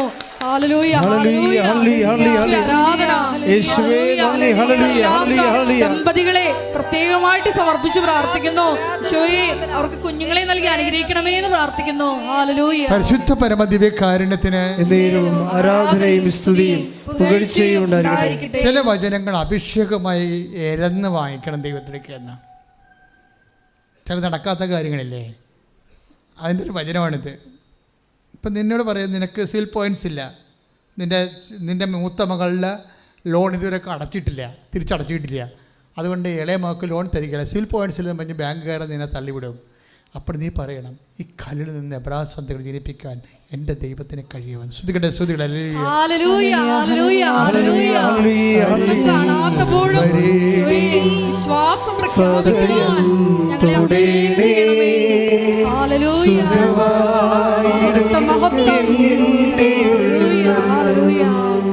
നിങ്ങൾ ഉടമ്പടി കണ്ടിട്ടില്ലേ?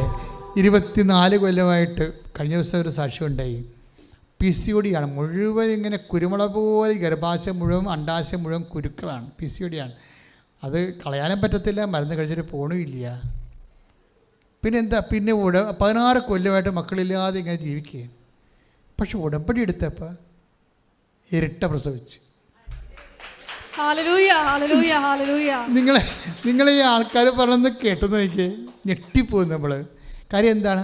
ദൈവം വാക്ക് പാലിച്ചുകൊണ്ടിരിക്കുകയാണ്. 3:9. ഈ കല്ലിൽ നിന്ന് എന്ത് PCOD ആയാലും ഈ കല്ലിൽ നിന്ന് പറഞ്ഞേ, ഈ കല്ലിൽ നിന്ന് എബ്രാഹത്തിന് സന്തതികളെ ജനിപ്പിക്കുവാൻ എന്റെ ദൈവത്തിന് കഴിയും.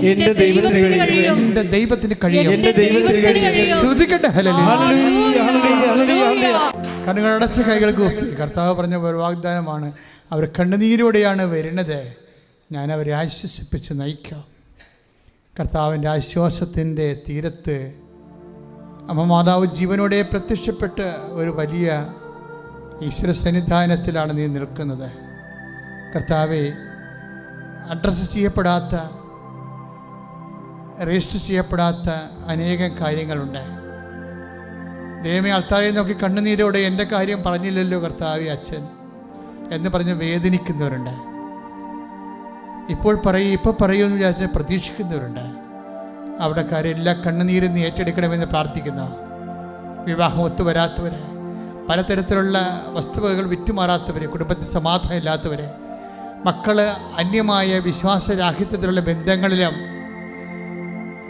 വിശ്വാസത്തിൽ നിരക്കാത്ത ബന്ധങ്ങളിൽ ചെന്ന് കുടുങ്ങിപ്പോയവർ എല്ലാവരെയും ഈ സമയത്ത് ഓർത്ത് പ്രാർത്ഥിക്കുന്നു. ഈശോയെ, പലതരത്തിലുള്ള ദുശ്ശീലങ്ങൾക്കകപ്പെട്ടവർ, പലതരത്തിലുള്ള ലഹരികൾക്കകപ്പെട്ടിരിക്കുന്നവർ, തെറ്റായ ബന്ധങ്ങളിൽ ചെന്ന് ചാടിയിരിക്കുന്നവർ, ചിലക്കൊക്കെ പുരയുടെ നിസ്സാര കാര്യങ്ങൾക്ക് വേണ്ടി പണയത്തിന് പകരം പുരയിടം എഴുതി കൊടുത്തിട്ട് അവർ പലിശ കൂടി ഇപ്പോഴും ഇറങ്ങിക്കൊടുക്കാൻ വേണ്ടി പറയുന്ന അവസ്ഥകൾ എല്ലാം സമർപ്പിച്ച് പ്രാർത്ഥിക്കുന്നു.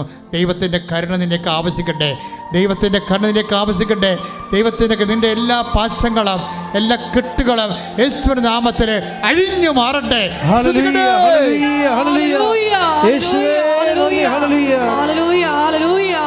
എല്ലാ തടസ്സ മേഖലകളിലും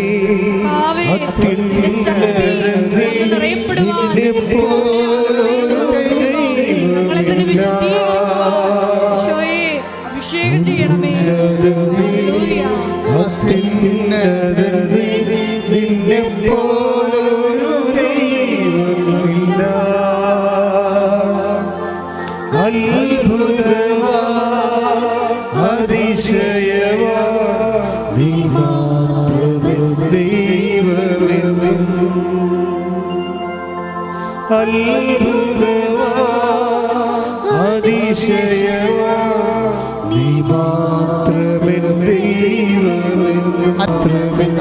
കിടപ്പ് രോഗികളെ നിന്റെ നാമത്തിൽ എഴുന്നേറ്റ് മാറ്.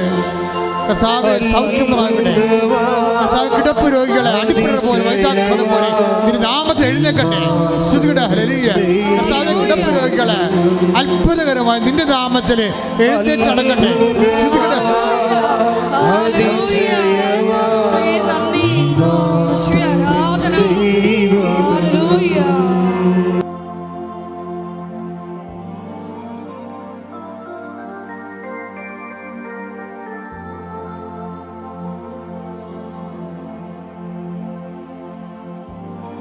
പരിശുദ്ധ പരമ